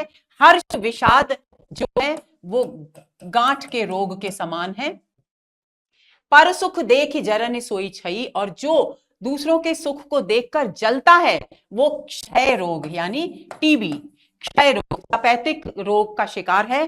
कुष्ठ दुष्टता, जिसके मन में दुष्टता और कुटिलता है वो कुष्ठ का रोगी है। जिस प्रकार कुष्ठ का रोगी बिल्कुल समाज से कट जाता है, उसी प्रकार कुटिल और दुष्ट व्यक्ति को भी समाज तिरस्कृत कर देता है, उपेक्षित कर देता है। अहंकार अति दुखद डमरुआ, और अहंकार जो है वो डमरुआ रोग के समान है। दंभ कपट मद मान नेहरुआ, और दंभ कपट और अभिमान ये सब पैर के रोग के समान है। पैर में अगर कोई पीड़ा होती है तो व्यक्ति सीधे चल नहीं पाता। इसी तरह से कवि कहते हैं कि दंभी कपटी और अभिमानी व्यक्ति भी हमेशा अभिमान में इतना तना रहता है कि वो सीधा चल नहीं पाता। तृष्णा उदर वृद्धि अति भारी, और जो जिसके अंदर तृष्णा यानी बहुत चीजें संसार की वस्तुओं को प्राप्त करने की लालसा बहुत अधिक होती है, वो उदर उसके पेट बढ़ जाता है, यानी जलोदर रोग उसको हो जाता है। त्रिविध ईशना तरुण तिजारी, और तीनों प्रकार की ईशना, तीनों प्रकार की इच्छाएं जिसके अंदर प्रबल होती हैं, वित्तेषणा, पुत्तेषणा और लोकेषणा, वो तीनों कैसी है?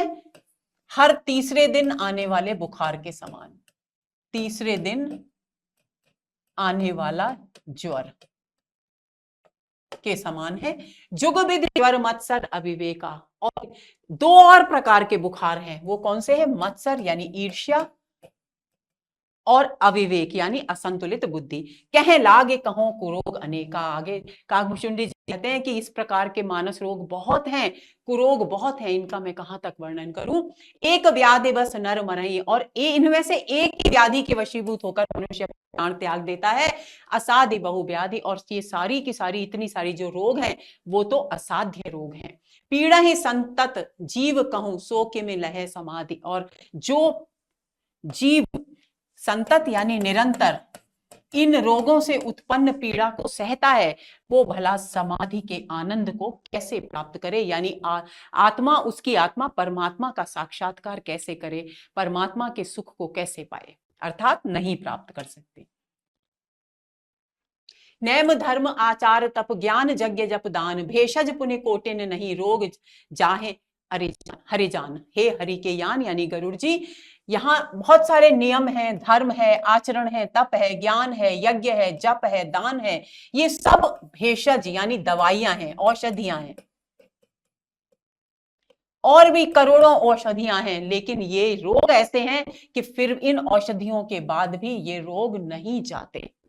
यही विधि सकल जीव जग रोगी, और यही कारण है संसार में सभी जीव रोगी, रोग से पीड़ित रहते हैं। शोक हर्ष भय प्रीति वियोगी, और हर एक को कोई ना कोई दुख, कोई ना कोई आनंद, कोई ना कोई डर, और प्रेम के बिछुड़ने का, प्रिय के बिछुड़ने का जो वियोग है, दुख है, वो किसी ना किसी रूप में सताता रहता है। मानस रोग कछुक में गाये, आगे काकभूषुंडी जी कहते हैं कि ये मानस रोग तो अनंत है, लेकिन मैंने कुछ की चर्चा यहाँ की। हाही सबके लख बिरले न पाहे, कि होते तो ये सबके शरीर में है, लेकिन इनको देख कुछ ही पाते हैं। वो कुछ कौन है? जिनके हृदय में राम की भक्ति की चिंतामणि विद्यमान है, वे ही इन कष्टों को देख पाते हैं, वरना सभी अज्ञानी और मूढ़ व्यक्तियों की तरह इन कष्टों को सहते रहते हैं। जाने ते छीजहि कछु पापी, और जानते हुए भी जो इनमें उलझे रहते हैं वे पापी हैं। नास न पावहि जन परितापी, और वे इतने अधिक पापी हैं कि इन पीड़ाओं को सहते हुए भी वे नष्ट नहीं हो पाते, किसी भी प्रकार से उन पीड़ाओं में पड़े उनके कष्टों को भोगते रहते हैं, लेकिन उद्धार उनका नहीं हो पाता। विषय कुपथ्य पाई अंकुरे, और ये किसी भी मनुष्य के शरीर में, मुनि और ज्ञानी भी है तो उसके हृदय में ये दबे हुए रहते हैं, और जैसे ही विषय वासनाएं आती हैं वैसे ही ये उसी प्रकार अंकुरित हो जाते हैं, जिस प्रकार वर्षा की बूंदें गिरने पर जमीन में छिपे हुए जो बीज हैं वे अंकुरित हो जाते हैं। विषय कुपथ्य, विषय वासनाओं का कुपथ्य पाकर ये फिर से अंकुरित हो जाते हैं। मुनिहु हृदय का नर बापुरे, मुनियों के हृदय में भी अंकुरित हो जाते हैं, फिर बेचारे मनुष्यों की तो बात ही क्या है, बापुरे बेचारे। राम कृपा नासहि सब रोगा, लेकिन राम की कृपा से ये सब रोग नष्ट हो जाते हैं। जो ए भांति बने संयोगा, लेकिन बात क्या है? बात यह है कि राम की कृपा का संयोग बनना चाहिए। सदगुरु वैद्य वचन विश्वासा, सदगुरु का रूपी वैद्य मिले, विश्वास हो फिर उस वैद्य पर कि ये जो सदगुरु है ये वास्तव में मेरा इलाज करेगा, मेरी पीड़ाओं को हरेगा, ऐसा विश्वास व्यक्ति को होना चाहिए। संयम यह न विषय के आशा, और संयम का पालन करना चाहिए, और विषय वासनाओं की ओर देखना भी नहीं चाहिए, उनकी अपेक्षा नहीं रखनी चाहिए, उनकी आशा नहीं रखनी चाहिए। रघुपति भगत सजीवन मूढ़ी, ऐसे व्यक्तियों के लिए यदि ये संयोग हो जाए तो रघुपति की, श्री राम की जो भक्ति है वो संजीवनी बूटी के समान है।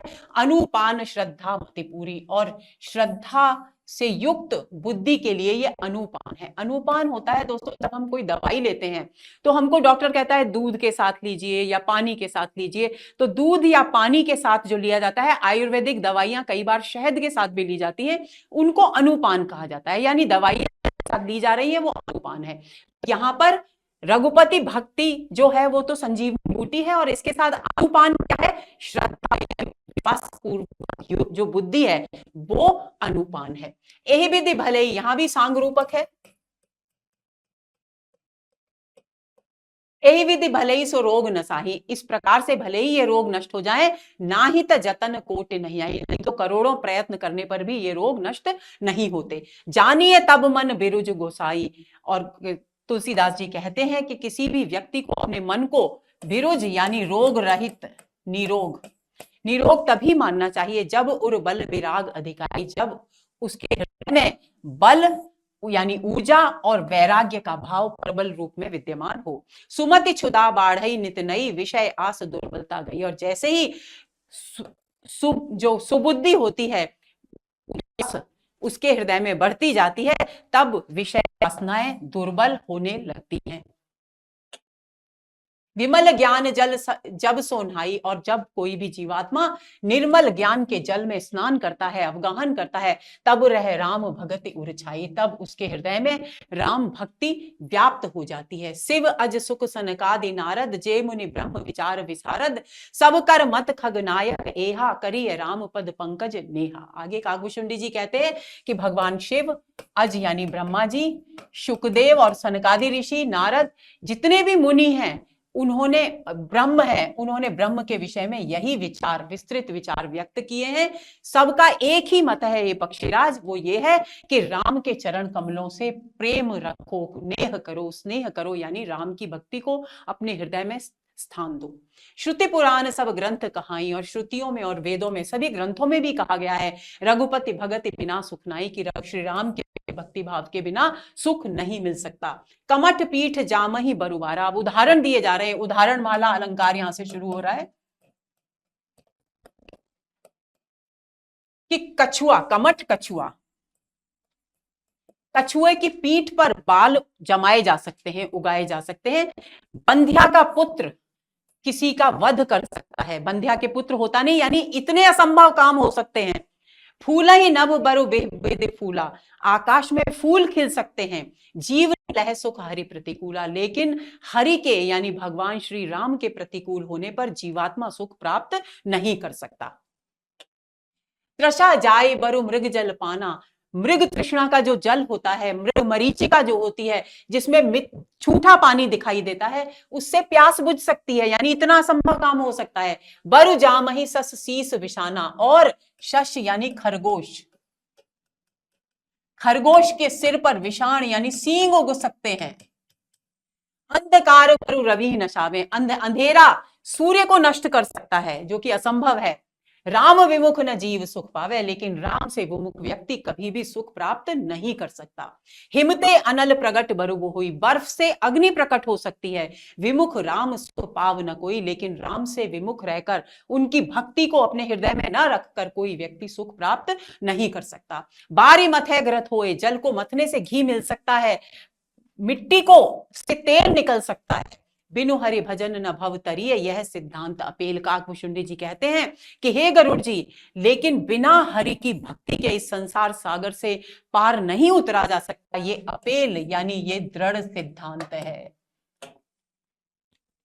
मसकहि करई बिरंच प्रभु, अजहि मसकते हीन, क्यों? क्योंकि श्री राम की भक्ति में वो शक्ति है, वो सामर्थ्य है कि ये मसक यानी मच्छर को विरंची यानी ब्रह्मा यानी विधाता बना सकते हैं, और अज यानी ब्रह्मा को मशक यानी मच्छर बनाने की सामर्थ्य रखते हैं। अस विचार, इन सब बातों को विचार करते हुए कोई संशय जो मन में है उसे त्याग दो और राम की भक्ति करने में ही कुशलता है। इसके बाद आगे ये एक श्लोक दिया गया है, विनिश्चितम वदामि तेन अन्यथा वचांसि में हरिम नरा भजन्ति ये अति दुस्तरम तरंति ये। इसका अर्थ है दोस्तों कि मैं निश्चित रूप से ये कहता हूं, कौन कह रहे हैं? काकभूषुंडी जी। मैं विनिश्चितम यानी बिल्कुल दृढ़ रूप से, निश्चित रूप से ये कहता हूं, मेरा ये वचांसी, मेरा ये वचन अन्यथा नहीं है, यानी व्यर्थ यानी बेकार नहीं है, गलत नहीं है। हरिम नरा भजन्ते, कि जो मनुष्य हरि को भजते हैं ये अति दुस्तरम तरंती, इस भयंकर संसार सागर से वे पार हो जाते हैं। कहेउ नाथ हरिचरित अनूपा व्यास समास स्वमत अनुरूपा। आगे काकभूषुंडी जी कहते हैं कि हे स्वामी, हे गरुड़ जी, मैंने हरि के चरित्र, हरि का ये जो अनुपम चरित्र है, ये कहीं व्यास यानी विस्तार से, कहीं समास यानी संक्षेप में, कहीं संक्षेप और कहीं विस्तृत रूप में अपनी बुद्धि के अनुरूप आपसे कह दिया है। श्रुति सिद्धांत इहै उर्गारी, और वेदों का भी यह सिद्धांत है, हे पक्षीराज, राम भजिए सब सारी की सब सांसारिक कार्यों को छोड़कर श्री राम प्रभु का भजन करना चाहिए। प्रभु रघुपति तजि सेई काही, मोहि से सठ पर ममता जाही। और प्रभु श्री राम को छोड़कर किसी और की सेवा क्यों करनी है? किसकी सेवा करनी है? क्यों? क्योंकि श्री प्रभु राम जो है, उन्होंने मुझ जैसे दुष्ट व्यक्ति पर अपनी बरसा दी है। यानी मैं तो कौवा हूं, पक्षी हूं, पापी हूं, बिल्कुल ज्ञान से रहित हूं, लेकिन फिर भी उन्होंने मुझे अपनी शरण में लेकर मुझ पर अपनी, तो इससे अच्छा राम प्रभु के समान और कौन हो सकता है? तुम विज्ञान रूप नहीं मोहा, आपके पास है गरुड़ जी मोह नहीं है, आप तत्व ज्ञानी हैं। नाथ कीन मोह पर अति छोहा, इसलिए मेरे ऊपर तो श्री राम ने अत्यधिक कृपा की। क्यों कृपा की? पूछ्यो राम कथा अति पावन, क्योंकि आप जैसे तत्वज्ञानी गरुड़ जी, आपने जो कि राम के हमेशा पास रहते हैं, आपने मुझसे अति पवित्र राम कथा के विषय में पूछा। सुख सनकादि संपूर्ण भाई, और ये राम कथा कैसी है? जो सुखदेव, सनकादि ऋषियों और शंभु यानी भगवान शिव के मन को भी प्रिय लगती है। संत सतसंगति दुर्लभ संसारा, इस संसार में अगर कुछ चीज दुर्लभ है तो वो है सज्जनों की संगति। निमिष दंड भर एक उबारा, अगर पल भर के लिए भी किसी को सत्संग मिल जाए तो उसका सौभाग्य होता है। तो ऐसी स्थिति में देखो गरुड़ निज हृदय विचारी, के हे पक्षीराज गरुड़, आप अपने हृदय में विचार करके देखिए कि मुझे तो एक पल से भी बहुत अधिक सत्संग मिल गया। मैं रघुवीर वचन अधिकारी, कि श्री राम ने मुझे भजन करने का अधिकारी बनाया। सकुना धम सब भांति अपावन, मैं तो पक्षियों में भी बिल्कुल निम्न पक्षी, अपवित्र हूं। प्रभु मोए कीन विविध जग पावन, लेकिन प्रभु ने मुझे अपनी शरण में लेकर मुझ पर अपनी कृपा करके मुझे संसार में विदित यानी प्रसिद्ध कर दिया और पवित्र बना दिया। मैं तो अपावन था, अपवित्र था, लेकिन मुझे पवित्र बना दिया। आज धन्य में धन्य अति यद्यपि सब विधिहीन, निज जन जाने राम मोहि संत समागम दीन। और आगे वे कहते हैं कि आज मैं वास्तव में धन्य हो गया, जबकि मैं बिल्कुल निम्न कोटि का प्राणी हूं, क्योंकि मुझे अपना भक्त जानकर राम ने मुझे सत्संग दे दिया। किसका सत्संग दिया? गरुड़ जी का सत्संग दिया। नाथ जथामति भाषेउ राखेउ नहीं कछु गोए, के हे स्वामी, आगे काकभूषुंड कहते हैं किनसे? गरुड़ जी से, कि हे नाथ, मैंने अपनी बुद्धि के अनुसार आपको सब कुछ राम कथा के विषय में बता दिया, कुछ भी गोए यानी छिपा कर नहीं रखा। चरित सिंधु रघुनायक पावई कोई, लेकिन मैं आपको एक बात बताऊं कि राम का चरित्र जो है वो महासागर है और उसकी गहराई की थाह को कोई कोई ही ले पाता है। सुमेर राम के गुण गन्नाना, पुनि पुनि हर्ष भुसुंडी सुजाना। और इस प्रकार श्री राम के विभिन्न प्रकार के गुणों को याद कर करके बार बार काकभूषुंडी जो बुद्धिमान थे वे बार बार हर्षित होने लगे। पुनरुक्ति प्रकाश अलंकार हो गया है पुनि में। महिमा निगम नेति करेगाई, अतुलित बल प्रताप प्रभुताई। और जिन निगमों में, जिन शास्त्रों प्रभु श्री राम की नेति नेति कहकर के कि अंत नहीं है, अंत नहीं है, ये कहकर के जिनकी महिमा का गुणगान किया गया है, जिनका अतुलित बल है, जिनके प्रताप और प्रभाव अत्यधिक है, उनको बार बार स्मरण करके काकभुशुंडी अपने हृदय में आनंद से भरने लगे। शिव अज पूज्य चरण रघुराई, मोह पर कृपा परम परम मृदुलाई। आगे वे कहते हैं कि शिव और ब्रह्मा जी जिन श्री राम के पवित्र चरणों की उपासना करते हैं, उन श्री राम ने मुझ पर अत्यंत प्रेम पूर्वक कोमल कृपा की है। अस स्वभाव कहु सुनऊ न देखऊं। आगे वे कहते हैं गरुड़ जी से कि ऐसा स्वभाव क्या आपने इस संसार में किसी का सुना या देखा है? कि ही खगेश रघुपति समलेखऊं। नहीं, अर्थात नहीं देखा।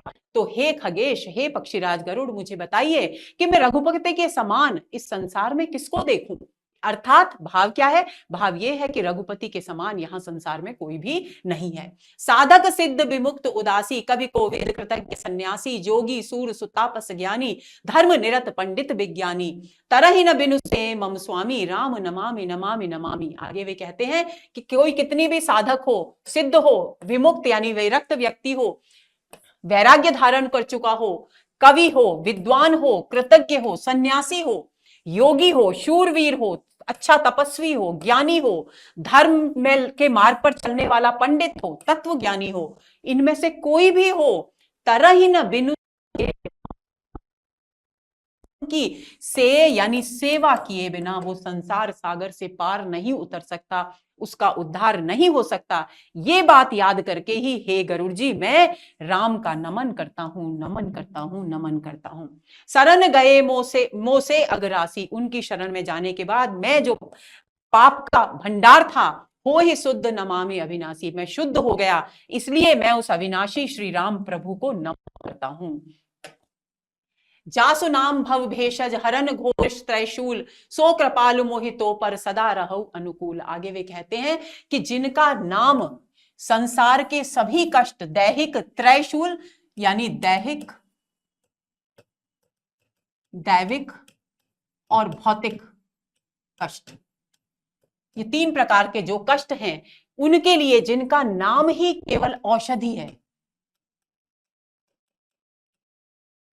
यानी नाम लेने से ये कष्ट दूर हो जाते हैं। सो कृपालु मोहितो पर, वे कृपालु भगवान मुझ पर और हे गरुड़ जी आप पर हमेशा अनुकूल रहे, हमेशा उनकी कृपा बरसती रहे, ऐसी मैं प्रार्थना करता हूं। सुनि भुसुंड के वचन शुभ, देखे राम पद नेह, बोले प्रेम सहित गिरा गरुड़ विगत संदेह।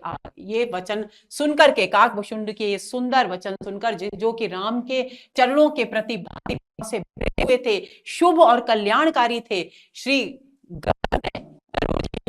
कि अब मेरा संदेह बिल्कुल दूर हो गया है। और फिर प्रेम से, संदेह से मुक्त होकर वे बोले, क्या बोले? मैं कृतकृत्य भयउ तब वाणी, कि हे काकभुशुंडी जी आपकी इस वाणी को सुनकर मैं धन्य हो गया। सुने रघुवीर भगत रसानी, आपने रघुवीर की भक्ति में डूबी हुई जो ये कथा सुनाई, उस वाणी को सुनकर मैं धन्य हो गया। रामचरण नूतन रति भई, और राम के चरणों में अब मेरी नई भक्ति हो गई है। माया जनित पति सब गई, और माया के वशीभूत होकर जो भ्रम मेरे मन में उत्पन्न हुआ था, वो सारे के सारे दुख, सारी पीड़ाएं, सारे संदेह मेरे समाप्त हो गए हैं। मोह जलति बोहित तुम भय, और इस प्रकार मोह के सागर में डूबे हुए मेरे लिए तुम बोहित के समान यानी जहाज के समान हो गए हो। मोह कह नाथ विविध सुख दे, और मुझे आपने अनेक प्रकार के सुख प्रदान कर दिए हैं। मोह पहि होए न प्रति उपकारा, आपने मुझ पर इतना बड़ा उपकार किया है कि बदले में मैं आपको इसके बदले में कुछ नहीं दे सकता, क्योंकि आपने मुझे जो राम की भक्ति दी है वो अनमोल है, उसके तुल्य इस संसार में कुछ है ही नहीं। तो इसलिए मैं क्या करता हूं? बंदऊ तव पद बारहि बारा, इसलिए मैं बार बार आपके चरणों की वंदना करता हूं। ब वर्ण की आवृत्ति अनुप्रास। पूरन काम राम अनुरागी, राम सभी के कामनाओं को पूर्ण करने वाले हैं। राम प्रेम भाव, भक्ति भाव उत्पन्न करने वाले। तुम सम तात न को बड़ भागी, इसलिए हे तात आप समान भाग्यशाली और कोई भी नहीं है। संत बिटप सरिता गिरिधरनी, संत बिटप यानी वृक्ष, नदियां, पर्वत और पृथ्वी परहित सभी दूसरों के भलाई के लिए काम करते हैं। संत हृदय नवनीत समाना, और संत का जो हृदय है वो मक्खन के समान कोमल होता है। जिस प्रकार थोड़ा सा ताप लगने पर मक्खन पिघल जाता है, इसी तरह से किसी दूसरे का कष्ट देखकर संतों का हृदय भी पिघल जाता है। ये पंक्ति भी उत्तरकांड की बहुत ही प्रसिद्ध पंक्ति है, कंठस्थ कर लेंगे। कहा कबिन पर कहे न जाना, कवियों ने ये बात कही जरूर है कि संत का हृदय नवनीत यानी मक्खन के समान होता है, लेकिन मर्म को किसी ने समझा नहीं है। निज परिताप द्रवई नवनीता, क्यों? क्योंकि संत का हृदय तो मक्खन से भी अधिक कोमल होता है। कैसे? तुलसीदास जी कहते हैं कि मक्खन तो केवल अपने ताप से पिघलता है, पर दुख द्रवहि संत सुपुनीता। लेकिन संत जो होते हैं पवित्र स्वभाव वाले, वे दूसरे के दुख से, दूसरे को ताप में देखकर, पीड़ा में देखकर भी पिघल जाते हैं। जीवन जन्म सुफल मम भयउ, तब प्रसाद संशय सब गऊ। आज मेरा जन्म सफल हो गया और मेरे सारे भय दूर हो गए, आपकी कृपा से मेरे सभी संशय नष्ट हो गए। जाने हूं सदा मोहि निज किंकर, इसलिए आपसे प्रार्थना है, हे काकभूषुंडी जी, आप मुझे हमेशा अपना किंकर यानी दास समझें। पुनि पुनि उमा कहई बिहंगबर। और शिवजी पार्वती जी से कहते हैं कि इस प्रकार हे उमा, पक्षीराज गरुड़, बिहंगबर पक्षीराज गरुड़ बार बार काकभूषुंडी जी से ये बात कह रहे थे। तासु चरण सिरु नाई कर प्रेम सहित मति धीर, गयऊ गरुड़ बैकुंठ तब हृदय राखे रघुवीर। और इस प्रकार तुलसीदास जी कहते हैं, यानी काकभूषुंडी जी कहते हैं कि उनके चरणों में बार बार सिर झुकाकर, धैर्यपूर्ण बुद्धि धारण करके, प्रेम से भरकर, किसके प्रति? श्री राम के प्रति भक्तिभाव और प्रेम से भरकर के गयऊ गरुड़, गरुड़ बैकुंठ स्वर्ग लोक की ओर अपने हृदय में श्री राम को धारण करके चले गए। गिरिजा संत समागम सम लाभ कछुआन, बिनु हरि कृपा न होई सो गावहि वेद पुराण। आगे शिवजी पार्वती जी से कहते हैं कि हे गिरिजा, संतों के समागम यानी सत्संग के समान कोई भी लाभकारी वस्तु इस संसार में है ही नहीं। बिना हरि की कृपा से, वेदों और पुराणों में भी ये की गई है कि लेकिन सत्संगति भी की कृपा के बिना संभव नहीं होती। कहेउ परम पुनीत इतिहासा, सुनत श्रवण छूटहि भवपासा, प्रणत कल्प तरु करुणा पुंजा, उपजई प्रीति राम पद। आगे कहते हैं कि कहेउ, मैंने आपसे परम पवित्र राम कथा को कह दिया है, उसका पूरा इतिहास कह दिया है। और इस राम कथा की महिमा यह है कि इसको सुनते ही भव के यानी संसार के बंधन, पाश यानी बंधन, संसार के जो बंधन है वो छूट जाते हैं। और जो उनकी करुणा, उनकी शरण में आता है, प्रणत शरण में आया हुआ जो श्री राम की शरण में आता है, उनके लिए श्री राम कल्प तरु के समान है, क्योंकि वे करुणा के सागर हैं। कल्प तरु होने का मतलब क्या है कि जिस प्रकार कल्प वृक्ष के बारे में ये जाना जाता है कि वो सभी प्रकार की कामनाओं को पूर्ण करने वाला है, उसी तरह से प्रभु श्री राम की शरण में जो आते हैं उनके लिए वे कल्प वृक्ष हो जाते हैं, यानी उनकी सभी कामनाओं को पूर्ण करने वाले हो जाते हैं। उपजय प्रीति राम पद कंजा। और इस प्रकार भव सागर से मुक्त होने के बाद जो लोग राम कथा को सुनते हैं मन लगाकर, उनके हृदय में राम के चरण कमलों के प्रति प्रेम उत्पन्न हो जाता है। पद कंजा में रूपक है। मन क्रम वचन जनित अग जाई, और मन कर्म और वचन से जो भी पाप कर्म उन्होंने किए होते हैं वे सब नष्ट हो जाते हैं। सुनई जे कथा श्रवण मन लाई, और जो इस कथा को मन लगाकर सुनते हैं, तीर्थाटन साधन समुदायी, जोग विराग ज्ञान निपुणाई, नाना कर्म धर्म व्रत दाना, संयम दभ जप तप मख नाना, भूत दया द्विज गुरु सेवकाई, विद्या विनय विवेक बढ़ाई। आगे वे कहते हैं ये सारे जितने भी कार्य हैं उनसे भी कहीं अधिक अच्छा फल उस कथा को सुनना होता है। कौन कौन से? तीर्थ यात्रा करने से जो फल है, योग वैराग्य ज्ञान और विशिष्ट ज्ञान प्राप्त करने का जो फल है, विभिन्न प्रकार के कर्म धर्म व्रत दान संयम, इंद्रियों का दमन, जप तप मख यानी यज्ञ, जो विभिन्न प्रकार के बताए गए हैं हमारे धर्म शास्त्रों में, इन सबको करना, जीवों के प्रति दया भाव रखना, ब्राह्मणों और गुरुजनों की सेवा करना, विद्या ज्ञान प्राप्त करना, विनयशील व्यवहार रखना, विवेक रखना, संतुलित बुद्धि से सोचने की क्षमता रखना, ये सारे के सारे जो कार्य हैं, जह लगे साधन वेद बखानी बाग, वेदों में मुक्ति प्राप्ति के जितने भी साधनों का वर्णन किया गया है, सब कर फल हरि भवानी। हे भवानी, शिव जी कहते हैं कि सबका फल एक ही है और वो है प्रभु श्री राम के प्रति भक्ति को प्राप्त होना। सो रघुनाथ भगत श्रुति गाई, और भक्ति का वर्णन वेदों में कहा गया है, राम कृपा काहू एक ही पाई। लेकिन कितना भी वर्णन किया जाए, लेकिन राम की कृपा को, राम के भक्ति भाव को बिरले ही प्राप्त कर पाते हैं। मुनि दुर्लभ हरि भगति नर पावहि बिनहि प्रयास। और ये हरि की भक्ति कैसी है? मुनियों के लिए दुर्लभ है, लेकिन मनुष्य इसे बिना प्रयत्न के यानी सहज रूप में ही प्राप्त कर लेते हैं। जे यह कथा निरंतर सुनहि मानि विश्वास। और कौन से मनुष्य? जो मनुष्य इस कथा को निरंतर इसमें विश्वास करते हुए सुनते हैं, वे इस भक्ति को, राम की भक्ति को सहज रूप में ही प्राप्त कर लेते हैं। सोई सर्वज्ञ गुनी सोई ज्ञाता, सोई पंडित पंडित दाता, धर्म परायण सोई त्राता, राम जाकर मन राता। शिव जी कहते हैं पार्वती जी से कि राम के चरणों में सच्चा प्रेम, सच्चा भक्तिभाव रखने वाला व्यक्ति ही सर्वज्ञ है, गुणवान है, ज्ञात, वास्तव में ज्ञानी है, और वो ही इस पृथ्वी का आभूषण है। महिमंडन यानी पृथ्वी का आभूषण, पृथ्वी की शोभा बढ़ाने वाला है, पंडित है और दानी है, धर्मपरायण है और वही अपने कुल का उद्धार करने वाला है। नीति निपुण सोई परम सयाना, श्रुति सिद्धांत नीक ही जाना। और जो श्रुतियों के, वेदों के सिद्धांत को, उसकी अंदर कही गई नीति की बातों को अच्छी तरह से जानता है, वही नीति में निपुण है और परम ज्ञानी व्यक्ति है। सोई कवि कोविद सोई रणधीरा, जो छल छाड़े भजई रघुवीरा। और वही व्यक्ति कवि है, वही विद्वान है और वही शूरवीर है जो सब कुछ छोड़कर, छल कपट छोड़कर केवल और केवल रघुवीर का भजन करता है, उनकी भक्ति करता है। धन्य देश सो जय सुरसरी, धन्य है वो भूमि जहां पर गंगा नदी प्रवाहित है। धन्य नारी पतिव्रत अनुसरी, धन्य है वो नारियां जो पातिव्रत का, अपने पति के प्रति जो धर्म है उसका अनुसरण करती हैं। धन्य सो भूप नीति जो करइयो, धन्य है वे राजा जो नीति के मार्ग पर चलकर शासन करते हैं। धन्य सो द्विज निज धर्म न चढ़ई, और धन्य है वे ब्राह्मण जो विषम परिस्थितियों में भी अपने धर्म के मार्ग से विचलित नहीं होते, टरई विचलित नहीं होते। सो धन धन्य प्रथम गति जाकी, और वे भी वो धन धन्य है जिसकी पहली गति होती है, यानी जो दान के काम आता है। धन्य पुण्य रत बुद्धि सोई पाकी, और धन्य है वो पुण्य जिसकी बुद्धि श्रेष्ठ कार्यों में लगती है। धन्य घड़ी सोई जब सत्संगा, और धन्य है वो क्षण, वो पल जब व्यक्ति को सत्संग मिलता है। धन्य जन्म द्विज भगति अभंगा, और धन्य है उस ब्राह्मण का जन्म जिसको अविचल भक्ति,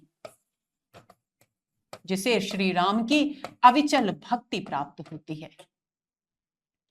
सो कुल धन्य उमा सुनु, जगत पुण्य सुपुनीत, श्री रघुवीर परायण जेहि नर उपज विनीत। और आगे कहते हैं तुलसीदास जी, और शिव जी पार्वती जी से कह रहे हैं कि सो कुल धन्य, कि हे उमा सुनो, वो कुल धन्य है, वो जगत में पूजनीय है, पवित्र कुल है। कौन सा? श्री रघुवीर के परायण, यानी श्री रघुवीर का भक्त जिसमें विनम्र भाव लेकर जन्म लेता है, वो कुल इस संसार में सबसे पवित्र है, सबसे पूजनीय है। मते अनुरूप कथा में भाकी, शिव जी कहते हैं कि मैंने अपनी बुद्धि के अनुरूप तुमसे राम की कथा कही, यद्यपि प्रथम गुप्त करी राखी, लेकिन प्रारंभ में मैंने इसे गुप्त रखा था, यानी सारी बातें आपको नहीं बताई थी। तब मन प्रीति देखे अधिकाई, लेकिन जैसे ही मैंने आपके मन में श्री राम के प्रति भक्तिभाव देखा, अधिक भक्तिभाव देखा, तब मैं रघुपति कथा सुनाई, तब मैंने श्री राम की सारी गुप्त कथा भी आपको सुना दी। यह न कही ऐसा टही हट सीह लही, क्योंकि ये नियम है, ये विधान है कि श्री राम की कथा दुष्ट व्यक्तियों को, हठी व्यक्तियों को, जो मन लाए न सुन हर लीलई, जो हरि की लीला को, प्रभु श्री राम की लीला को मन लगाकर नहीं सुनना चाहते, उनके सामने इसे नहीं सुनाना चाहिए। कहिए न लोभी क्रोधी कामी, और ना ऐसे लोभी व्यक्तियों के सामने इसे सुनाना चाहिए, न क्रोधी व्यक्तियों के सामने इसे सुनाना चाहिए, और न ही कामी और व्यभिचारी व्यक्तियों के सामने इसे सुनाना चाहिए। जो न भजई सचराचर स्वामी, क्योंकि ऐसे लोग चराचर जगत के स्वामी अर्थात श्री राम का भजन नहीं करते। आगे चलते हैं। द्विज द्रोही न सुनाई कबहू, और ब्राह्मणों से द्रोह वैर रखने वाले व्यक्तियों को कभी ये राम कथा नहीं सुनानी चाहिए। सुरपति सरिस होए, कोई भी राजा यदि ब्राह्मणों से द्वेष रखता है तो भले ही वो देवराज इंद्र के समान ही क्यों न हो, फिर भी उसे राम कथा नहीं सुनानी चाहिए। राम कथा के तेई अधिकारी, राम की कथा सुनने के अधिकारी केवल वही हैं जिनके सत्संगति अति प्यारी, जिनको सत्संग अत्यधिक प्रिय होता है। गुरुपद प्रीति नीति रत जोई, जो गुरु के चरणों में प्रेम से नीति के मार्ग पर चलकर निरंतर भक्ति भाव से गुरु के प्रति समर्पित रहता है। द्विज सेवक अधिकारी तेही, वही ब्राह्मणों की सेवा का सच्चा अधिकारी है। ताक है यह विशेष सुखदाई, और ये राम कथा ऐसे मनुष्यों के लिए विशेष रूप से सुख प्रदान करने वाली है। जाहे प्राण प्रिय श्री रघुराई, नहीं, जिन्हें श्री रघुनाथ जी श्री राम प्राणों से भी अधिक प्रिय हैं, यानी जिनके हृदय में राम के प्रति अत्यधिक भक्ति भाव है। राम चरण रति जो चहे पद निर्माण, भाव सहित सो यह कथा करो श्रवण पुटपान। शिव जी कहते हैं कि राम के चरणों में जो रति यानी प्रेम रखता है, या जो निर्वाण का पद चाहता है यानी मुक्ति चाहता है, भाव सहित सो यह कथा, उसे भाव से यानी भक्ति भाव से भरकर ये कथा अपने दोनों कान रूपी दोनों में, कान रूपी दोना, पान यानी दोने में इसको देकर सुनना चाहिए। रूपक अलंकार। राम कथा गिरिजा में बरनी, कलिमल समने मनोहल हरनी। आगे शिव जी कहते हैं कि राम की कथा हे गिरिजा मैंने तुम्हारे सामने वर्णित की, ये कलयुग की सभी बुराइयों का शमन करने वाली है, मन की मलिनता का हरण करने वाली है, संस्कृति रोग और सृष्टि में जितने भी रोग हैं उन सबके लिए ये संजीवनी बूटी के समान है। मूरी यानी बूटी यानी औषधि। राम कथा गावहीं श्रुति सूरी, और श्रुतियों में, वेदों में, पुराणों में इस राम की कथा का गायन किया गया है। यही में है रुचिर सप्त सोपाना, इसमें सुंदर 7 सोपान है यानी 7 कांड हैं। रघुपति भगति केर पाना, और रघुपति की भक्ति के न जाने कितने मार्ग हैं। अति हरि कृपा जाहि पर हुई, लेकिन हरि की कृपा जिस पर होती है, पाए दे ते मार्ग सोई, वे इसी मार्ग पर यानी भक्ति के मार्ग पर ही अपने कदम रखते हैं। पांव यानी कदम। मन कामना सिद्धि नर पावा, और वे अपनी सारी इच्छाओं को पूर्ण कर पाते हैं। जे यह कथा कपट तजी गावा, जो इस कथा को छल कपट का त्याग कर गायन करते हैं, वे मन वांछित फल प्राप्त करते हैं। कहां सुनाई अनुमोदन करें, और जो इसको कहते हैं, सुनते हैं, इसका समर्थन करते हैं, ते गोपद एव भव निधि तरही, वे गाय के खुर से बना जो गड्ढा होता है मिट्टी में, उस गोपद के समान इस संसार, जैसे गोपद को पार हम आसानी से कर लेते हैं, उसी तरह से इस संसार सागर को पार आसानी से कर जाते हैं। उपमा अलंकार। सुनी सब कथा हृदय अति भाई, गिरिजा बोली गिरा सुहाई। आगे सारी कथा को सुनकर जो उनके हृदय को बहुत ही प्रिय लगी, गिरिजा यानी पार्वती जी सुंदर मीठी वाणी में बोली, नाथ कृपा मम गत संदेहा, के हे नाथ, हे स्वामी, आपने मुझ पर बहुत कृपा की, मेरा सारा संदेह दूर हो गया और मेरे हृदय में श्री राम के चरणों के प्रति नवीन प्रकार का नेह यानी भक्ति भाव उत्पन्न हो गया है। मैं कृतकृत्य भयई अब, तव प्रसाद विश्वेश, उपजी राम भक्ति दृढ़, बीते सकल कलेश। और अब मैं धन्य हो गई हूं, हे विश्वेश, हे इस संसार के स्वामी, मैं आपकी इस कृपा से धन्य हो गई हूं, क्योंकि अब मेरे मन में मेरे सारे जो कष्ट थे वो दूर हो गए, सारे संदेह दूर हो गए, और राम की भक्ति दृढ़ रूप में मेरे हृदय में उत्पन्न हो गई है। यह शुभ शंभु उबा संवादा, सुख संपादन समन विरादा। आगे तुलसीदास जी कहते हैं कि यह शंभु यानी शिवजी और पार्वती जी का कल्याणकारी संवाद है, जो सुख उत्पन्न करने वाला है और दुख को नष्ट करने वाला है। भव भंजन, संसार की पीड़ाओं का नाश करने वाला है, भंजन खत्म करने वाला है। संदेह का गंजन, संदेह का नाश करने वाला है। जन रंजन, भक्तों को आनंद देने वाला है। सज्जन प्रिय एहा, और सज्जनों के लिए को ये अत्यंत प्रिय लगता है। राम उपासक जे जगमाही, संसार में जो भी राम के भक्त हैं, एही सम प्रिय तिनके कछु नाही, इनके समान प्रिय उनके लिए कुछ भी नहीं है। रघुपति कृपा जथामति गावा, शिव जी कहते हैं कि रघुपति की कृपा का वर्णन मैंने अपनी बुद्धि के अनुसार किया है। मैं यह पावन चरित्र सुहावा, और ये पावन चरित्र जो है वो मुझे अत्यंत प्रिय लगता है। यही कलिकाल न साधन दूजा, और कलयुग में इसके बराबर कोई दूसरा साधन नहीं है जिसके माध्यम से श्री राम प्रभु को प्राप्त किया जा सके। जोग यज्ञ जप तप व्रत पूजा, चाहे वो योग हो, यज्ञ हो, जप हो, तप हो, व्रत हो, पूजा हो, सब व्यर्थ हैं। केवल और केवल एक भक्ति के द्वारा ही श्री राम को प्राप्त किया जा सकता है। राम ही सुमिरिय गाइए राम ही, इसलिए राम का स्मरण करो, राम को गाओ, संतत सुनिए राम गुण गाई, और राम के गुणों के समूह को संतत यानी निरंतर सुनो। जासु पतित पावन बड़बाना, जिससे जो पतित, जो नीच नीच से नीच व्यक्ति होते हैं वे भी पवित्र हो जाते हैं। गावहि कवि श्रुति संत पुराना, ऐसा वेदों में संतों के द्वारा और पुराणों में कहा गया है, ऐसा कवियों ने भी कहा है। ताहे भजई मन तज कुटिलाई, इसलिए हर व्यक्ति को मन की कुटिलता त्याग कर श्री राम का भजन करना चाहिए। राम भजे गति के ही नहीं पाई, ऐसा कौन है इस संसार में जिसने राम की भक्ति की हो और उसकी सदगति न हुई हो, अर्थात ऐसा कोई भी नहीं है। पाई न केहि गति पतित पावन, राम भज सुन सठ मना। आगे कहते हैं शिव जी कि हे दुष्ट मन, सुन ले कि किसने सदगति प्राप्त नहीं की है पतित पावन श्री राम का भजन करने के बाद, अर्थात श्री राम का भजन करने वाले नीच से नीच व्यक्ति का भी कल्याण होता है, उद्धार होता है। उदाहरण दे रहे गणिका यानी वैश्या, एक वैश्या का उद्धार हो गया था। अजामिल एक ब्राह्मण था जो वैश्या के साथ रहता था, उसके उद्धार की बात की जा रही है। व्याध एक शिकारी था, उसके उद्धार की बात की जा रही है। गीध के उद्धार की बात की जा रही है। और एक हाथी था, उसके उद्धार की, जिसको मगर ने जल में खींच लिया था, उसके उद्धार की बात की जा रही है। कि ये कुछ उदाहरण हैं जिनको श्री राम का एक बार नाम लेने के कारण जिनका उद्धार कल्याण हो गया। और इसके अतिरिक्त आभीर, यवन, किरात, खस और चांडाल, ये सब निम्न वर्ग के थे और ये सब पाप के प्रत्यक्ष रूप थे। इन सब का श्री राम का नाम लेने के बाद उद्धार हो गया। कहीं नाम बारक ते पिपावन हो ही राम नमामि में, और एक बार नाम लेने से ये सभी पवित्र हो गए, ऐसे प्रभु श्री राम का मैं नमन करता हूं। शिव जी कह रहे हैं पार्वती जी से, रघुवंश भूषण चरित यह नर कह वहीं। और रघुवंश के भूषण श्री राम का ये चरित्र जो मनुष्य बोलते हैं, सुनते हैं, गाते हैं, कलिमल मनोमल धोए बिनु श्रम राम धाम सिधावहीं। और ऐसे मनुष्य कलयुग के मलिनता को, कलयुग के विकारों से दूर हो जाते हैं। उनका मन का जो मलिनता है, मन की जो गंदगी है, जो विकार है, वो धुल जाते हैं और वे बिना परिश्रम के ही श्री राम के चरणों में स्थान प्राप्त कर लेते हैं।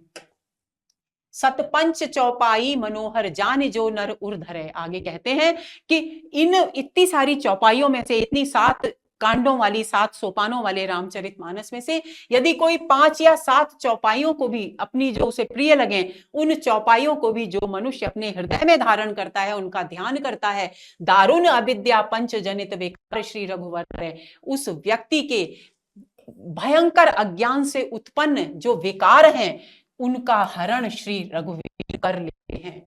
सुंदर सुजान कृपा निधान अनाथ पर कर प्रीति जो, और सुंदर सुजान कृपा के सागर और अनाथों पर प्रेम रखने वाले जो भगवान श्री राम है, सो एक राम अकाम, वो संसार में केवल एक ही हैं राम जो इन सब गुणों से युक्त हैं, यानी सुंदर हैं, सुजान हैं, कृपा के सागर हैं, अनाथों पर प्रेम करने वाले हैं।